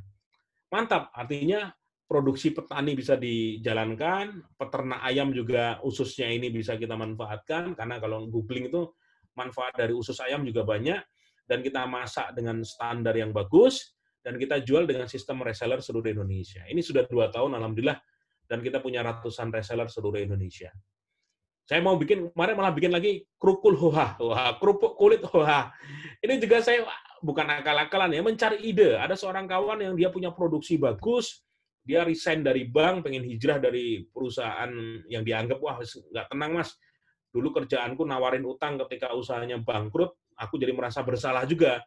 Akhirnya dia resign dan bikin pabrik kerupuk di Klaten. Terus saya datang ke tempat dia ngeluh juga selama pandemi turun. Wes sudah, sekarang aku bikin merek baru, kamu supply saya kerupuknya dengan standar harga seperti ini. Sudah. Jadi saya beli ke tempat dia dengan harga yang sudah disepakati, saya kemas ulang, dikasih merek, dikasih. Di sini saya bikin ngasih tips. 10 alasan jadi orang baik, 10 fakta keajaiban sedekah, itu saya tempel di kemasan kerupuk kulit tersebut. Dan kita bikin sistem keagenan. Masya Allah sampai hari ini juga rame. Orang-orang joinan menjadi agen krukul hoa ini. Artinya ya caranya harus jalan. Mereka yang nyuplai, para petani, para peternak, para pengrajin, dan kita kemas dengan cara yang lebih cerdas. Sampai saya bikin namanya snack store di Jogja Selatan, dekat Rumah Sakit Pusat Kota Jogja. Saya kumpulkan nih teman-teman yang punya produk UKM, yuk sini jualan di sini, di snack store, produkmu apa saja kita iklankan dan penjualan terjadi. Alhamdulillah. Ya, tempe. Tempe pun saya jadikan ladang. Di Jepang ada tempe luar biasa ya, yang teman-teman yang jualan tempe di sini katanya ada juga. Saya bikin tempe, tapi kemasan saya bikin bukan mental tempe. Wah, padahal jualannya tempe. Dulu Bung Karno yang bilang bukan mental tempe. Jadi 5 jurus supaya hidup tanpa utang. Saya jelaskan juga di tempe tersebut. Dan kemarin kita produksi sampai 100, ludes, produksi lagi terus. Karena kita jual kemasan dari 1,5 kilo, 1 kilo, 5,5 kilo. Dengan cara-cara seperti ini ternyata Masya Allah luar biasa, kami tetap bisa bertahan semasa pandemi. Ada orang di Kalimantan yang menemukan rebusan kayu bajakah ini anti kanker dengan ratusan testimoni. Dan saya beli kemarin iseng. Ternyata yang jual orang Jogja. Jadi kayunya dari Kalimantan, dikemas dengan bagus. Saya tanya, Mbak ini dikirim dari mana? Dari Sleman. Walah, saya kira jauh dari Kalimantan. Oh kami sudah impor mas, kami sudah kemas ulang dengan baik. Oh iya. Artinya buat teman-teman yang bisa mau berbisnis, kadang-kadang bahan baku tidak harus berasal dari kotamu. Asal kamu sudah tahu manfaatnya, bikin landing page-nya, dapat supplier yang bagus, bisa jualan dengan sistem online. Dan terakhir adalah bagi teman-teman yang dilakukan di masa pandemi adalah mengatur ulang keuangan. Ini yang harus tegas, harus berani benar-benar disiplin. Jadi langkahnya adalah rekap dana cash, tabungan, utang, dan piutang dalam bisnis tersebut. Berapa sih uang kita yang dimiliki? Kelihatannya omsetnya gede, tapi nggak pernah ada untung. Usahanya kok kelihatan magrong-magrong, besar, tapi duitnya nggak ada. Ini kan pertanyaan gitu. Apakah ada kebocoran di bahan baku, kebocoran di karyawan, kebocoran di operasional harian, harus dicari. Apa yang membuat seperti ini terjadi? Ada juga teman-teman yang omsetnya tidak terlalu besar, tapi dia pintar mengelola keuangan, tiap bulan bisa untung. Jadi dana cash harus direkap, tabungannya ada berapa, utang berapa, piutang berapa. Piutang ini pun kadang-kadang bikin kisruh. Kalau dilihat di data, wah dia piutangnya wakeh, tapi nggak tertagih, menjadi rugi. Ada ratusan juta, tapi nggak tertagih, karena perusahaan yang sudah beli ternyata udah bangkrut, atau mereka nggak amanah, kabur, ya wes nggak karu-karuan. Terus secara pribadi saya mengajak, siapapun, tunda semua keinginan. Beli yang benar-benar dibutuhkan. Zaman sekarang kalau hanya mengoyak, mengejar sesuatu yang pengen dipuji, ya capek. Motor, mobil, rumah, kredit semua. Dianggap masih bisa bayar. Ketika ada pandemi, goyah, nggak bisa bayar, nangis, mewek-mewek. Dan chat di HP saya itu penuh banget orang-orang yang curhat seperti ini. Gara-gara utang bisnisnya hancur, gara-gara utang bercerai, nggak bisa usaha lagi, ini wah kayak sekali, Mas. Saya harus satu-satu melayani, walaupun nggak bisa semuanya, saya kasih tahu gini. Salah satu caranya adalah melepaskan itu semua. Kita nggak usah dengar omongan tetangga, nggak usah dengar omongan sosialita, karena mereka semua yang banyak ngomong, yang lambe turah pada hidup kita itu nggak ikut bayar cicilannya. Jadi buat apa dengar omongan mereka? Jadi kalau mau tenang, ya sudah, tutup kuping saja. Karena kita tidak mungkin menutup mulut mereka dengan tangan kita, kan? Tangan kita hanya 2, mereka 10. Tapi kalau kita udah nutup kuping, ya cuek saja, bismillah, walaupun dari Jepang, bikin usaha sendiri, walaupun dari nol, walaupun diremehkan, walaupun dianggap nggak jelas di awal, yakin, bismillah, belajar sambil belajar supaya ketemu sistem yang bagus dan punya bisnis sendiri yang luar biasa. PR berikutnya adalah belajar terus setiap hari. YouTube, Facebook, Instagram, ini 3 yang penuh ilmu kalau saya anggap. Orang-orang sekarang, Masya Allah, sharing. Mereka tuh punya ilmu apapun sharing, gratis lagi. Di YouTube banyak, di Facebook banyak. Di YouTube itu, saya waktu mau jualan tengkleng pertama, nggak tahu cara masak tengkleng. Dan saya nggak bisa masak. Saya tahu bisnisnya, tapi saya nggak tahu masaknya. Akhirnya saya googling aja, cara masak tengkleng yang enak. Dicoba itu ya nggak enak, malah nggak enak. Walaupun di Google bilangnya enak, dicoba itu sama koki saya nggak enak. Sampai akhirnya ketemu koki yang dia itu bisa meramu lagi. Padahal bukan koki, hanya ibu-ibu kampung yang biasa masak di kampung, tapi dia bisa, Mas, kita tambah ini. Oh, enak. Wah, enak ya, Mbak. Ya wes, kita lanjutkan. Dan itu saya bukukan. Kalau orang Jepang pasti tahulah, wes ahli dari hal seperti itu. Saya tulis bumbu-bumbunya, saya bukukan, dan saya sampaikan ke koki-koki yang lain. Ada 3 koki sekarang. Ini seperti ini loh, seperti ini, wajib. Tidak boleh ada yang salah, tidak boleh ada yang melanggar rumus ini. Wah, itu yang saya lakukan sampai sekarang. Dari di awal mencari di internet dan dipraktekkan sampai punya rumus masakan sendiri. Yang terakhir adalah saya yakin di bisnis apapun kita harus memulai dengan giving, harus terus dengan berbagi, harus dengan sedekah tiada henti setiap hari, walaupun dengan sebungkus nasi, ya. Jadi bersedekahlah di waktu lapang dan sempit. Di Al-Quran disampaikan seperti itu. Kadang-kala kita ini seperti rezekinya mampet karena menunda-nunda sedekah. Punya keinginan tapi bahasanya besok kalau sudah tercapai baru saya bayar nazar, baru saya bersedekah. Nggak bisa. Ilmunya bukan take and give, tapi give and take. Gitu. Ngasih dulu baru dapat. Ya, jadi kalau diajari itu buka Al-Quran segala macam, keluarkan hartamu, berinfaklah, bersedekahlah. Buat apa? Buat memudahkan jalan rezekimu, untuk menyembuhkan sakitmu, memanjangkan umurmu, dan dicabut semua kesulitan lainnya. Kita beli dengan cara bersedekah. Teman-teman bisa kok nanti kalau pulang ke Indonesia, pengen buka usaha, hari pertama itu mending undang 100 anak yatim dikasih makan. Kalau nggak, kirim ke panti asuhan mereka. Berikutnya hari Jumat bikin program. Setiap hari Jumat, Mas, saya mau bagi 100 box. Boleh. Kalau nggak malam-malam kamu bagi-bagi 5 kilo beras ke rumah-rumah duafa di kampungmu atau di tempat usahamu. Dan itu lakukan terus-menerus. Insya Allah banyak keajaiban yang akan dirasakan. Tidak mungkin kamu punya bisnis berpikir, usaha saya akan dapat 50 juta. 50 juta ini akan untuk saya sendiri dan keluarga saya. No. Kalian harus berpikir, kalau dapat 50 juta, 10 juta, 15 juta harus kalian sedekahkan.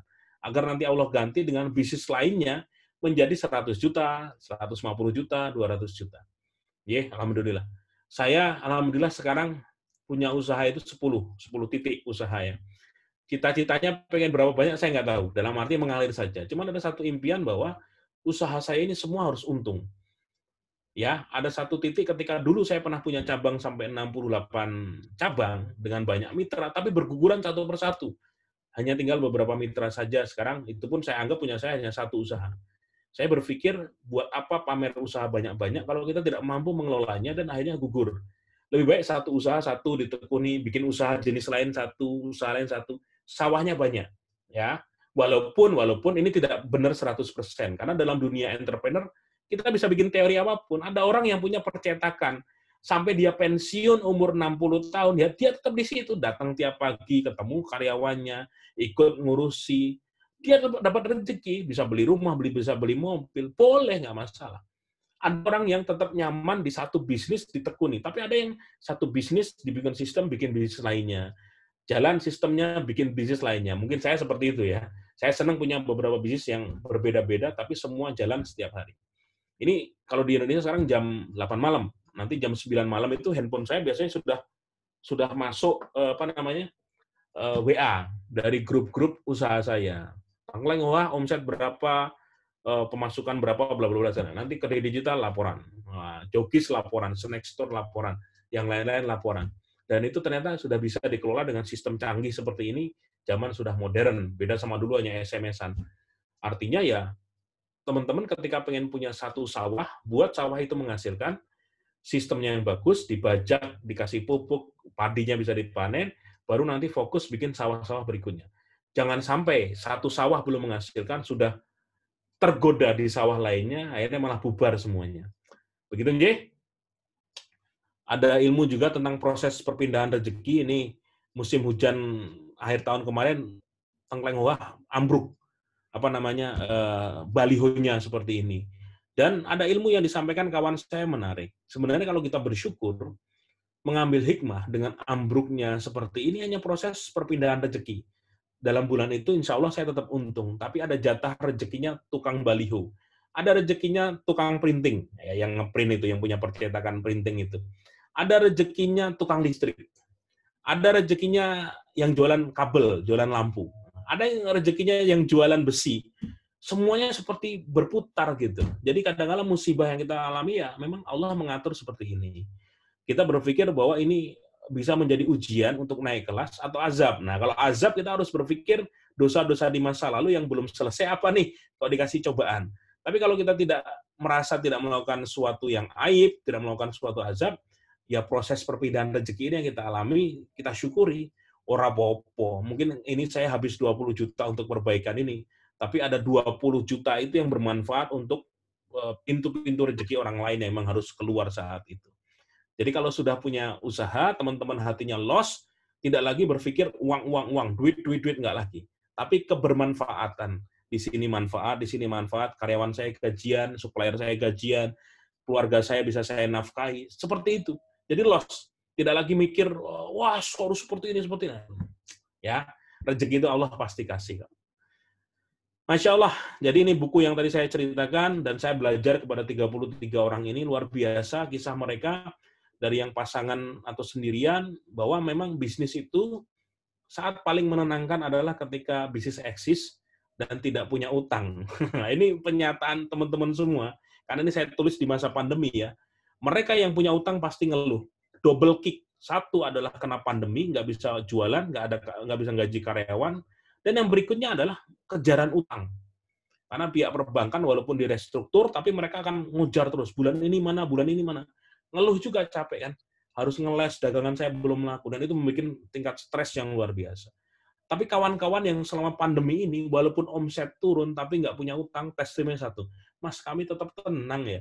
Walaupun omset turun, karyawan ini bisa gajian, saya wis tenang banget. Walaupun Mbak Bo nggak untung besar, yang penting teman-teman gajian, terbayar ini, terbayar itu. Karena apa? Nggak punya utang. Jadi PR buat teman-teman semua, kalau nanti pulang Indonesia mau jadi seorang entrepreneur, buka usaha, jangan ngutang. Ya, pakai uang sendiri, ditekuni, pengen buka cabang, lebih baik syirkah, joinan dengan teman, atau nabung, atau jual aset, tidak membuka akad-akad utang. Alhamdulillah testimoni buku saya sangat banyak. Teman-teman kalau mau membaca pun, kalau mau pesen, misalnya dikirim kolektif ke Jepang, lebih murah, monggo. Kita sudah kirim kemarin ke Korea, seingat saya. Korea, Hong Kong, Taiwan sudah kita kirimkan. Biar dicarikan. Terima kasih, matur suwun. Ini materi saya, bagaimana berbisnis di masa pandemi. Semoga dapat ilmunya. Monggo Mas Moderator, jika ada tanya jawab, kita lanjutkan. Matur suwun. Alhamdulillah. Assalamualaikum warahmatullahi wabarakatuh. Oke, terima kasih Pak Sabtuari atas materi yang sudah disampaikan. Adapun beberapa pertanyaan sudah terkumpul sudah saya catat. Langsung saja ya ke pertanyaannya. Pertama, dari Kang Hamid. Kadang berniaga yang difikirkan adalah modal tanpa utang, adakah tipsnya? Ya, modal tanpa utang. Satu, kalau misalnya modalnya tanpa utang, menggunakan modal sendiri. Artinya apa? Jika masih punya tabungan, punya aset yang bisa dijual, nggak usah sayang-sayang, jadikan itu modal. Itu kalau modal duit ya. Yang kedua adalah jual kemampuan. Kalau punya ilmu, apapun bentuknya, itu bisa dijadikan modal untuk mendapatkan share saham. Cari mitra. Ada seorang koki bercerita, Mas, saya ini koki. Dari sebuah hotel saya bisa masak dan sebagainya. Tapi saya nggak punya modal. Dan saya ketemu dengan orang yang pengen punya restoran. Saya presentasi di depan dia, masakan dia, dan saya minta, saya nggak mau digaji. Tapi saya minta share saham sekitar 30%. Pemilik modal mau, ya wes, usaha saya modali habis sekian ratus juta, hasilnya kamu dapat 30%, saya 70%. Nah, itu disetujui dan bisa jalan. Artinya dia tanpa modal uang pun bisa berjalan. Yang berikutnya adalah syirkah dengan uang. Nah, ini beberapa bisa dilakukan, tapi saran saya, ini lagi ngetren di Indonesia, adalah joinan dengan jumlah orang yang banyak. Resikonya adalah ketika banyak suara, banyak otak, itu bisa terjadi, ketika ada sebuah konfrontasi, itu bisa membuat bubar jalan. Karena ada beberapa usaha, karena terlalu banyak pemilik sahamnya ratusan, dan semuanya dikasih kesempatan ngomong, grupnya itu malah bubar. Dan saya pernah di dalamnya itu, wah kayak gini ya, nggak nyaman ya. Tapi ada beberapa orang yang bersyirkah hanya dengan 2-3 orang dan bertahan sampai bertahun-tahun. Ini keren. Ya, saya pun bersyirkah dengan beberapa teman. Misalnya dengan Mas Ferry Preksu itu, saya punya 2 bisnis Preksu dengan Mas Ferry, yang di daerah Setulan sama di Condong Catur, Jogja. Itu kami joinan. Saya yang modali, brand punya dia menjalankan. Dan sekarang alhamdulillah sudah tahun keempat. Dan alhamdulillah tiap bulan selalu untung. Jadi saya walaupun tidak ngurusi, tapi tiap bulan dapat bagi hasil dari modal yang dulu saya setorkan. Nah, ada juga teman-teman kalau misalnya nggak punya modal sama sekali, adalah menjualkan produk orang lain. Tapi harus dengan sistem yang jelas, akad yang jelas.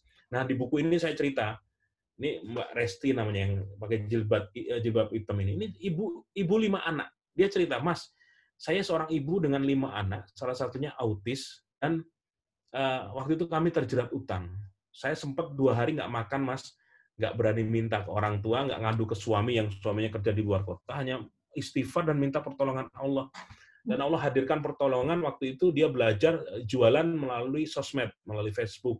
Apa itu copywriting, apa itu cover selling, dia pelajari. Dan dia bisa menjual buku itu dengan keuntungan 7 juta. 7 juta itu diputar sama dia untuk ngambil barang, berjualan baju muslim dan sebagainya. Lama-lama, dari produsennya itu nggak disuruh bayar lagi. Akadnya adalah kita menjualkan. Ada sebuah pelajaran kalau kita berjualan dengan sistem dropship, itu kan dilarang kalau misalnya kita mengaku-ngaku sebagai pemilik barang. Ya, palu gada, maksudnya apa lo minta gue ada, tapi gue bahasanya, gue jualin produk lo, gue nggak kenal lo, gue jualin sendiri. Kalau bahasa anak gaul seperti itu, gue naikin harga sendiri. Ternyata nggak boleh. Jadi dalam Islam itu ketika kita akadnya dropship, itu harus punya akad sebagai marketer atau orang yang menjualkan. Nah, Mbak Resti ini datang ke pemilik beberapa bisnis, menjualkan dari buku, dari baju, dan lain sebagainya. Dan menarik, seorang emak-emak yang jualan hanya lewat handphone, dia membangun tim di bawah dia itu puluhan orang, itu omsetnya sampai 500-700 juta sebulan. Luar biasa loh. Dan menjualkan produk orang. Akadnya adalah saya sebagai marketer, bukan pemilik barang. Yang dilarang tuh kalau kita ngambil comot di Google, foto-foto nggak jelas produk, ngaku-ngaku saya punya produk ini loh. Ada transferan masuk baru kita carikan barangnya, itu nggak boleh. Ya kata Nabi, jangan jual barang yang belum menjadi milikmu. Nah, solusinya adalah kalau di dropship, kita menjualkan barang orang dan mendapatkan komisi dari penjualan yang kita lakukan. Nah, begitu Mas. Mungkin salah satu caranya adalah seperti itu. Bahkan paling ekstrim, kalau bisnis tanpa modal adalah orang yang menjadi maklar jasa pembayaran STNK dan BPKB. Wah, itu ada loh, Mas. Di Jogja tuh saya ketemu orangnya, bayar, Mas, ini tolong diuruskan. Itu bayar kalau nggak salah 50.000 motor itu. Tapi kita nggak usah antri di Samsat, nggak usah antri di bank. Dia datang ke rumah kita dan dia bayarkan itu sampai nanti selesai semua. Saya tanya, Mas, berapa langgananmu? Wah, saya punya ratusan data, Mas. Dan saya kirim ke dia, Pak, mobilnya ini sudah jatuh tempo loh, mau saya bayarkan, datang mengambilkan itu. Sehari berapa? Ya minimal 10, Mas. 10 berarti 500.000 penghasilan dia sehari dari jasa pembayaran STNK dan BPKB. Oh, tinggal bikin kantor di rumahnya saja yang selesai gitu loh. Jadi usaha dengan modal dengkul melocot karena harus ngantri. Tapi jadi duit itu ya. Jadi duit. Oke. Monggo lanjut.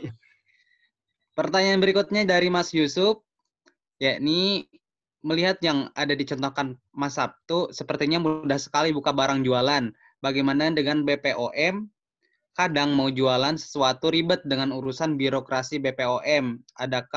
Apakah tanpa keterangan BPOM di covernya bisa terjual? BPOM itu izin ini ya? Izin apa? Makanan ya? Iya, izin makanan. Ya. Kalau saya jualannya di warung, Mas. Di warung itu nggak perlu BPOM karena langsung ini ya. Sepertinya izin paling banyak itu kalau makanmu dikemas ya. Kalau saya kebetulan untuk yang Jalu, Jamur Lunas, Susnagi itu bekerja dengan mitra saya yang sebelumnya sudah punya izin-izin itu semua. Jadi dia sebelumnya sudah punya merek sebelumnya dan saya masuk bikin merek kedua dan ketiga. Dia sudah ngurus semua. Saran saya sih, kalau misalnya makananmu adalah makanan kemasan, maka harus diurus. Tinggal googling aja di kotamu ngurusnya di mana, diurus gitu. Insya Allah bisa. Ada beberapa yang riskan itu adalah produk kosmetik yang lagi heboh di Indonesia. Artinya obat, dia obat kan ya. Dan kalau pakai zat yang berbahaya itu bisa mengundang masalah. Ada seorang kawan saya yang dalam tanda kutip ya tuh, yang tidak memakai izin, dia jualan sabun kecantikan tapi belum ada izin, tapi sabunnya bagus. Dan dia jual itu melalui sistem online, rame, omsetnya ratusan juta, tapi ketahuan belum ada izin. Dan memang dia harus masuk penjara 6 bulan gitu. Masuk penjara di Jogja 6 bulan, trauma, dia bilang trauma. Tapi ada satu hikmah, dia bilang, ada satu hikmah yang aku dapatkan, Mas. Dulu ketika aku kaya raya, omset ratusan juta, bisa beli apa saja, ada satu, ini buat para pengusaha, ini tantangannya. Ketika sudah megang duit itu kita merasa nggak butuh Tuhan, katanya. Aku jadi, Allah itu apa sih bahasanya? Dia cerita seperti itu. Buktinya aku ya mungkin sholatku telat, ada bolong, aku rezeki ada terus kok. Dan memang jadi istijrot. Istijrot itu ketika dikasih rezeki banyak dan kita lupa pada aturan Allah, kehilangan kewajiban ibadah, akhirnya sama Allah dicewer. Dan cewernya nyakitin juga kalau seperti itu ya. Di dunia sudah masuk penjara seperti itu. Dan dia bilang, semenjak keluar, tiba-tiba ada perasaan, rasa syukur yang hilang yang selama ini. Saya bisa makan enak, bisa ke mall sama anak istri. Di penjara itu katanya dia makan itu nasi tempe bau saja kayak dilempar gitu. Dilempar, tidur bareng di lantai sama pemabuk, sama pencuri, sama perampok itu di dalam penjara. Dia kaget karena saya tidak melakukan kriminal kayak itu. Saya tidak membunuh orang gitu loh. Saya hanya jualan sabun, belum ada izinnya, tapi harus masuk ke sana. Dan itu pelajaran gitu. Artinya buat teman-teman yang memang misalnya mau berbisnis tapi produknya ada aturan harus ada izin, saran saya segera diurus. Tapi kalau hanya kuliner seperti saya di pinggir jalan atau di ruko segala macam, perlu ribet dulu. Nanti kok mikir izin 5 tahun malah nggak buka-buka nanti. Begitu ya. Monggo lanjut. Ya, berikutnya dari Mas Iskandar. Soal bisnis repacking pakai kemasan sendiri, tapi terkendala dengan PIRT, jadi kurang pede. Solusinya gimana ya, Pak? Ya diurus, Mas.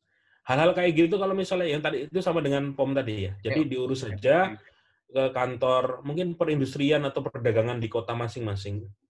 Mereka sangat welcome kok. sepemahaman saya mereka akan sangat welcome karena UKM sekarang butuh banyak support. Ya, pemerintah menyatakan ini harus dibangun, dibangkitkan segala macam. Saran saya kalau hanya sekali bermakanan kecil, kalau ke warung-warung tuh enggak. Tapi kalau kamu harus menjual secara nasional, harus kamu buat sistem agen dan reseller, maka itu diurus saja biar hasilnya lebih maksimal, gitu, enggak kemerungsung. Lanjut, monggo. Selanjutnya dari Mas Tara, ini Mas Tara. Nah, kadang apa ya? Nitip pertanyaan saya Tara dari Kalimantan. Mohon tips dan saran untuk membentuk mental sebagai pengusaha, khususnya dalam memulai usaha, dan apa ada buku atau pelatihan khusus untuk melatihnya? Buku saya nih harus dibaca, catatan bisnis yang bikin laris. Siap. Saya menggabungkan pendekatan spiritual dan profesional. Artinya kalau bisnis produkmu bagus, orang pasti mau membeli dan harganya terjangkau. Tapi kalau sudah bermain di level spiritual, bagi seorang muslim, hal itu kadang-kadang mustahil tapi terjadi. Contohnya begini.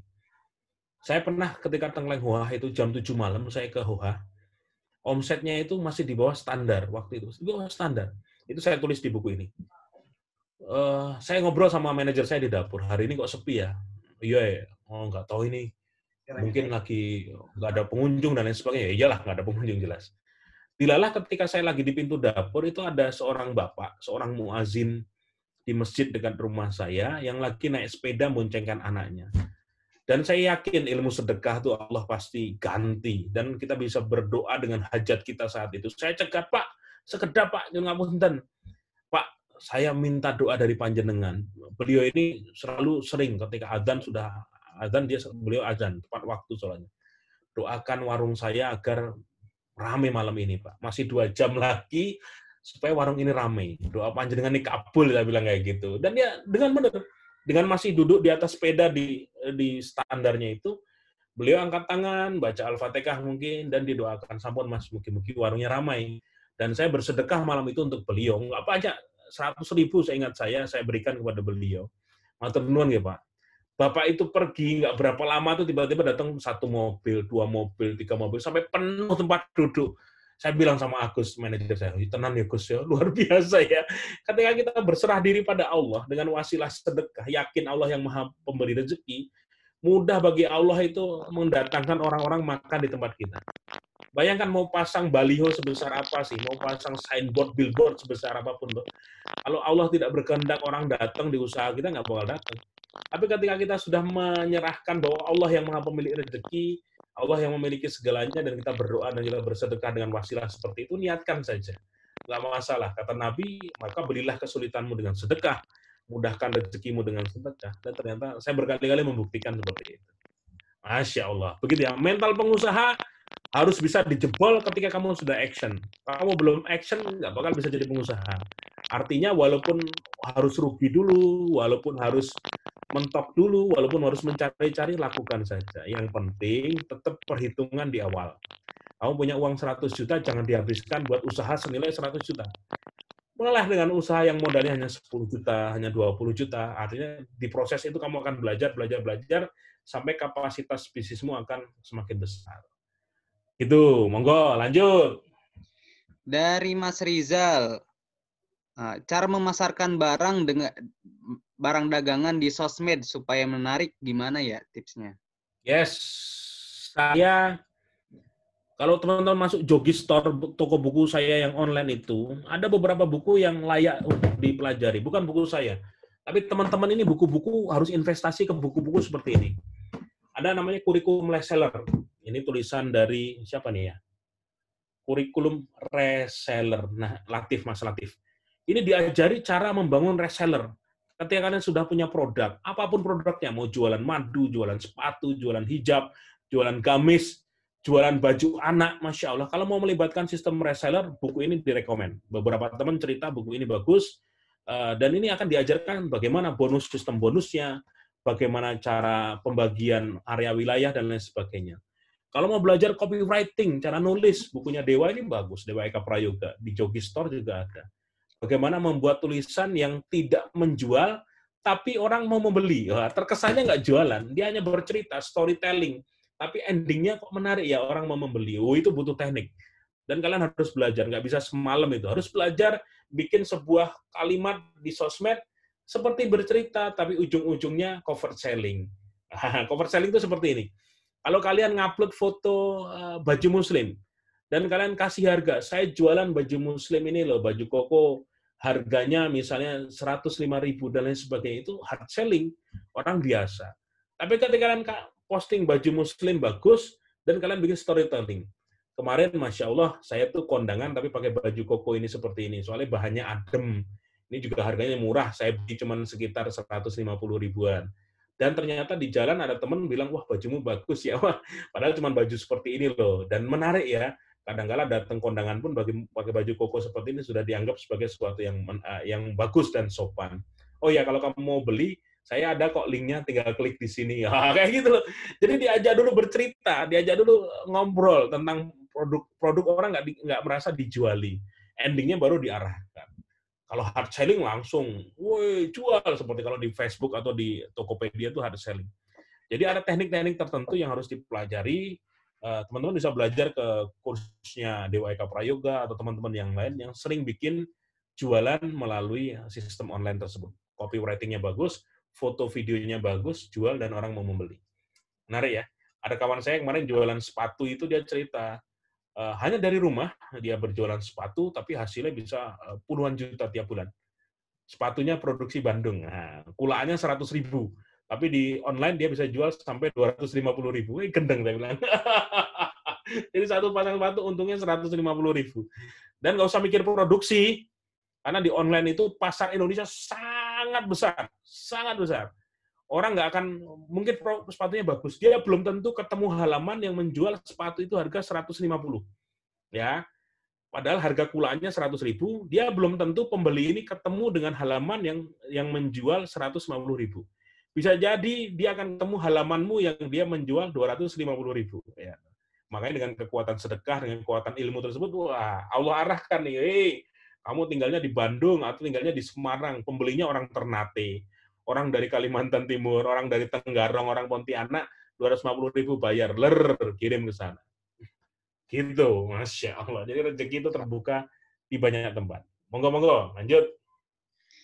Berikutnya dari Pak Abu Aufa, bertanya terkait produk makanan, khususnya yang kemasan, kadang ada beberapa gerai menanyakan terkait izin produksi atau biasanya ditanyakan nomor PIRT.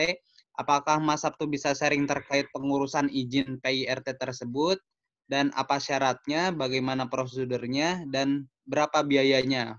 Oh, ini terkait pengurusan izin. Itu tinggal googling saja, tinggal googling detailnya. Ya? Karena produk saya yang Jalu Suge sama yang kerupuk hoa itu yang ngurus semua mitra produksi saya. Jadi saya kebetulan tidak memproduksi sendiri, tapi saya bekerja sama dengan mereka yang sudah ahli di sana. Kalau saya membuat pabrik dari nol, energinya habis. Saya harus nyari penggorengan, nyari ruang masak, nyari semacam bumbunya kelamaan. Saya memilih untuk, dan teman-teman sekarang banyak yang white label loh. Mereka artinya apa? Aku punya produk, terserah kamu labeli apa saja, terserah. Dia white label jualannya. Dari saya misalnya 10.000, kamu jual 15.000, monggo. Saya mikir lebih baik saya untung 5.000, tapi sudah siap jual, daripada saya harus mulai dari nol, beli penggorengan, beli minyak goreng, seribet lah. Kalau saya prinsipnya seperti itu. Jadi saya nggak bisa jawab pertanyaan itu, tinggal googling, tanya bagaimana mengurus PURT, bagaimana mengurus BP POM, nanti akan dijelaskan semuanya oleh Google yang pintar. Lanjut. Monggo. Berikutnya dari Mas Ikrom. Pak mau tanya, ketika mau buka usaha, modal, nekat, belajar, manakah yang lebih diutamakan terlebih dahulu? Terima kasih. Ada 3 latar belakang orang berwirausaha. Satu adalah karena bakat. Ini ada. Artinya apa? Lahir ceprot ke dunia, bapak ibunya memang pengusaha. Itu ada. Saya punya teman, dia punya usaha mebel yang sukses. Anaknya itu waktu SD itu sudah datang ke sekolah itu bawa ini makanan permen, sudah bawa ceker ayam yang dimasak, dibikin empuk itu. Ya kayak ngono lah. Itu dia bilang bahwa dari rumah itu pasti habis. Mah, aku bisa jualan. Bapak ibunya pengusaha, nurun ke anaknya itu ada. Itu tipe 1. Yang kedua adalah tidak ada bakat tapi dia mau belajar. Ini ada. Bapak ibunya pegawai, bapak ibunya polisi, tentara, nggak ada bakat bisnis. Tapi dia punya keinginan kuat untuk menjadi entrepreneur, belajar melihat orang, baca buku, lihat majalah. Ada dia belajar, sekolah di sana, ikut training, ikut kursus dan praktek langsung, dia jadi pengusaha. Ada. Yang ketiga adalah faktor kepepet. Salah satunya saya. The power of kepepet ini benar. Dari kecil saya anak yatim, ibu saya pedagang di pasar Lempuyangan, bukan pedagang besar, lebih banyak ruginya malah.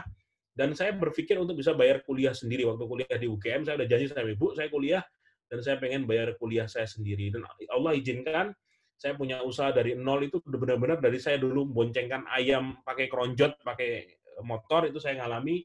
Saya jualan batik ke teman-teman, saya jualan kaos, jualan celana gunung, muter kampus, itu saya alami. Jualan stiker di Jogja, Solo, Semarang, saya alami semua. Itu masa-masa kuliah. Ya artinya faktor kepepet membuat orang berpikir kreatif, berpikir luas, berpikir kepekso harus dapat uang, akhirnya membuat kita membentuk menjadi seorang yang bisa berwirausaha. Jadi faktor keturunan, faktor minat, atau faktor kepepet ini menjadi latar belakang. Nah, dirimu faktornya apa? Hanya kamu yang tahu. Ya, apa faktor kebelet nikah harus ada tuh calon mertuanya minta harus pengusaha, wono. Ada yang minta pegawai, ada yang minta harus pengusaha. Dicari, yang penting belajar terus tiap hari. Isi otak ini dengan video-video YouTube yang bermanfaat, dari buku-buku yang bermanfaat. Belajar terus, ya. Ini ada pertanyaan Gus Mas. Dari Sunarudi. Tanya, mau buka usaha ternak kambing untuk saudara dengan saya, modal saya, adik saya, bagi untung gimana? Biasanya kalau kita bersyirkah, itu harus akadnya jelas. Syirkah itu kerjasama 1-2 pihak untuk menjalankan sebuah usaha. Ada yang pemodal, ada yang pengelola. Ya, misalnya dirimu adalah sebagai seorang pemodal, adikmu sebagai pengelola, macam-macam kesepakatannya antara 2 belah pihak. Dan harus ridho di awal, dan dibikin tanda tangannya.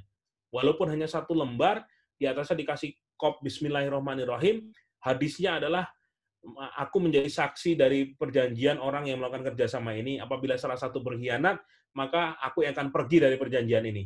Itu ada hadis kutsinya. Cari, googling aja, jadikan itu di kop.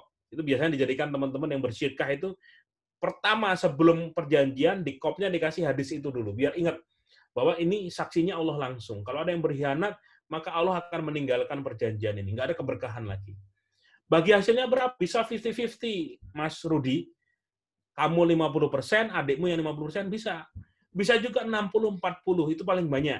Artinya dia yang mengerjakan, dia yang tiap hari ngendon di situ dapat jatah 60% ada. Investor 40% ada. Ada juga yang 30, 70 itu juga ada. Mentok biasanya seperti itulah. Kalau investornya ada 3, ya atau ya dibagi aja. Yang pengelola misalnya 40, terus yang di investor 30-30, sesuai dengan uang yang disetorkan.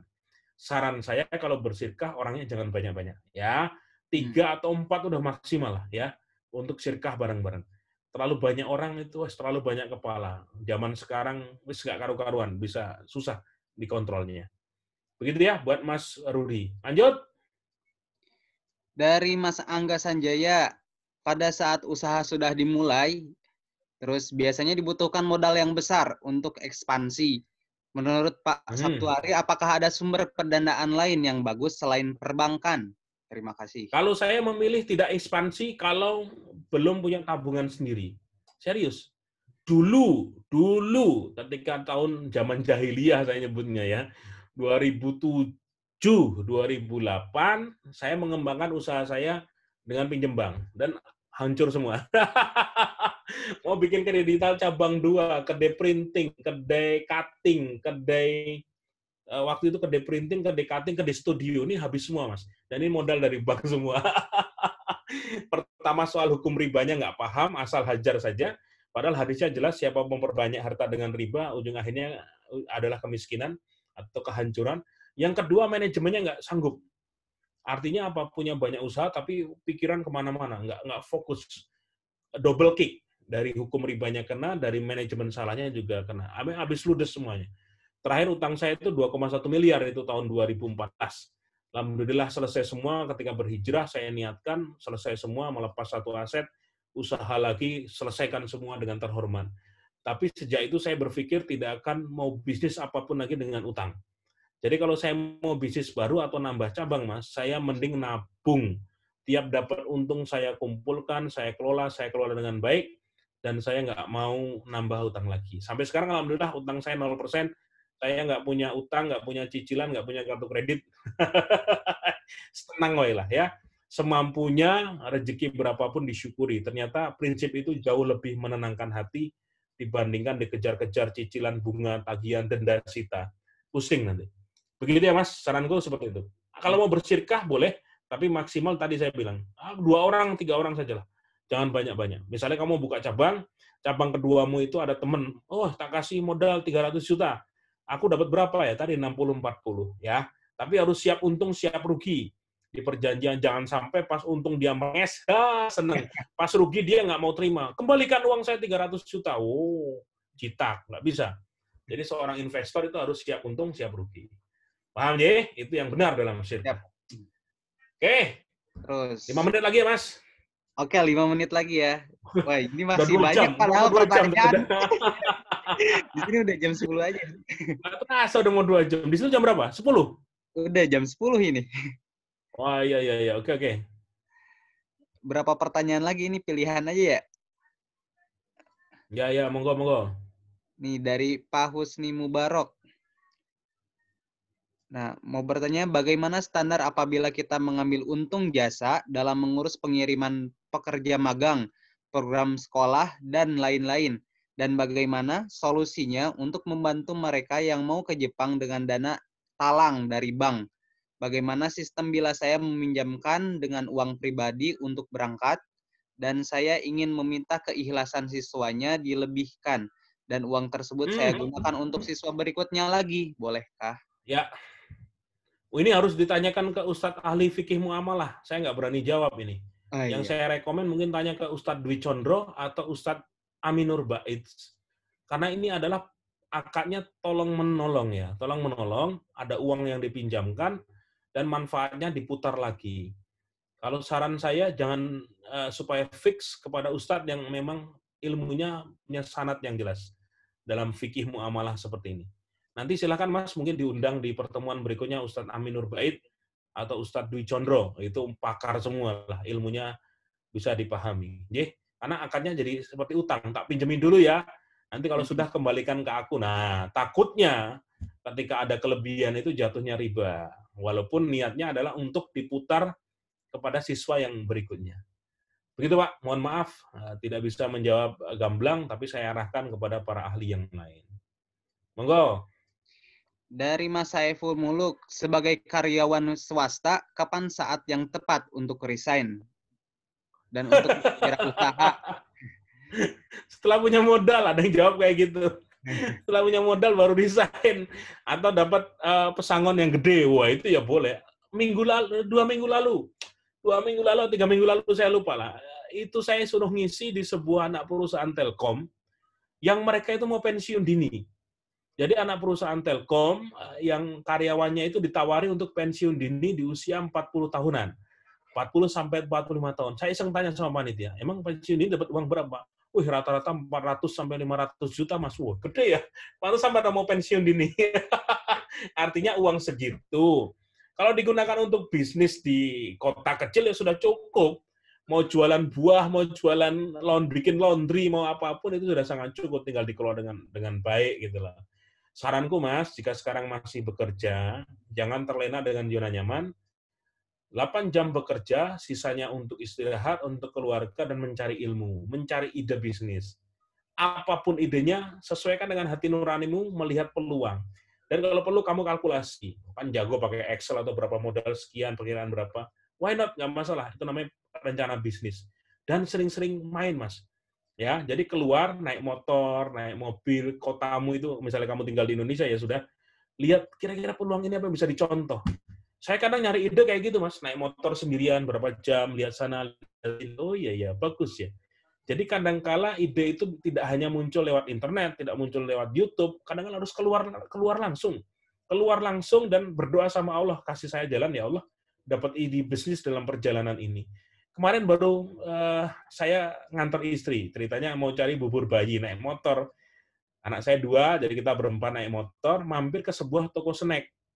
Toko snack, saya pakai masker, istri saya masuk sama anak saya. Tiba-tiba ada orang lihat saya senyum-senyum gitu, saya kaget, oh sopo iki. Tiba-tiba saya dikenali, Mas Abdullah. Oh iya, ya tak buka maskernya, kenalan. Ternyata follower saya. Dan dia cerita, Mas, ini toko udah berapa? Saya tanya.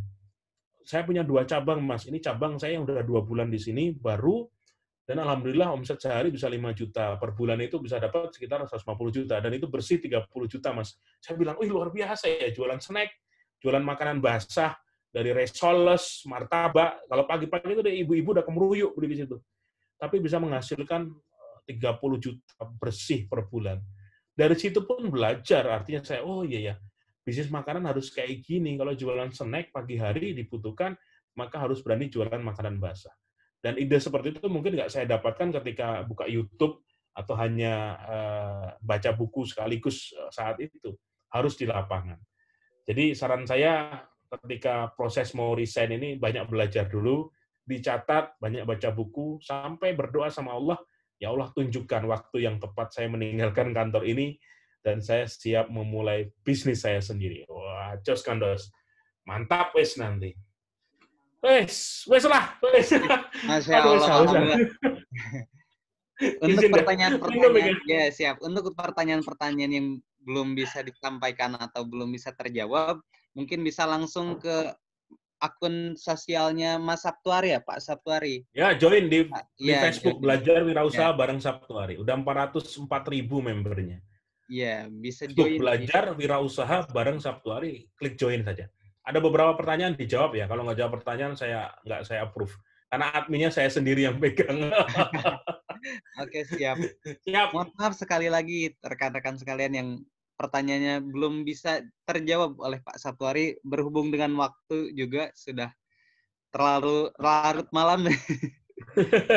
Sangat dari jadwal juga ini. Berikutnya kita ada sesi foto. Untuk sesi foto ini, tolong rekan-rekan sekalian yang masih online bisa dinyalakan videonya untuk dokumentasi. Yap.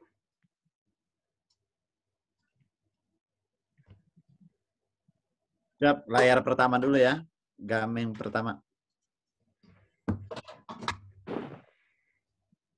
1, 2, 3. Oke. Sekarang yang kedua. 1, 2, 3. Sekarang yang ketiga. Tadi hampir mencapai 100 orang pesertanya. Layar yang terakhir. 1, 2, 3. Baik, sudah. Terima kasih, Mas. Ya, terima kasih atas kehadirannya rekan-rekan sekalian, dan terima kasih sebanyak-banyaknya kepada Pak Sabtuari atas materi yang sudah disampaikan. Semoga bermanfaat untuk kita semua. Kita tutup saja kajian materi hari ini dengan doa kifaratul majelis. Subhanakallahu wa bihamdika. Asyhadu an la ilaha anta wa atubu ilaik. Ya, saya Dani Saparudin. Mohon pamit.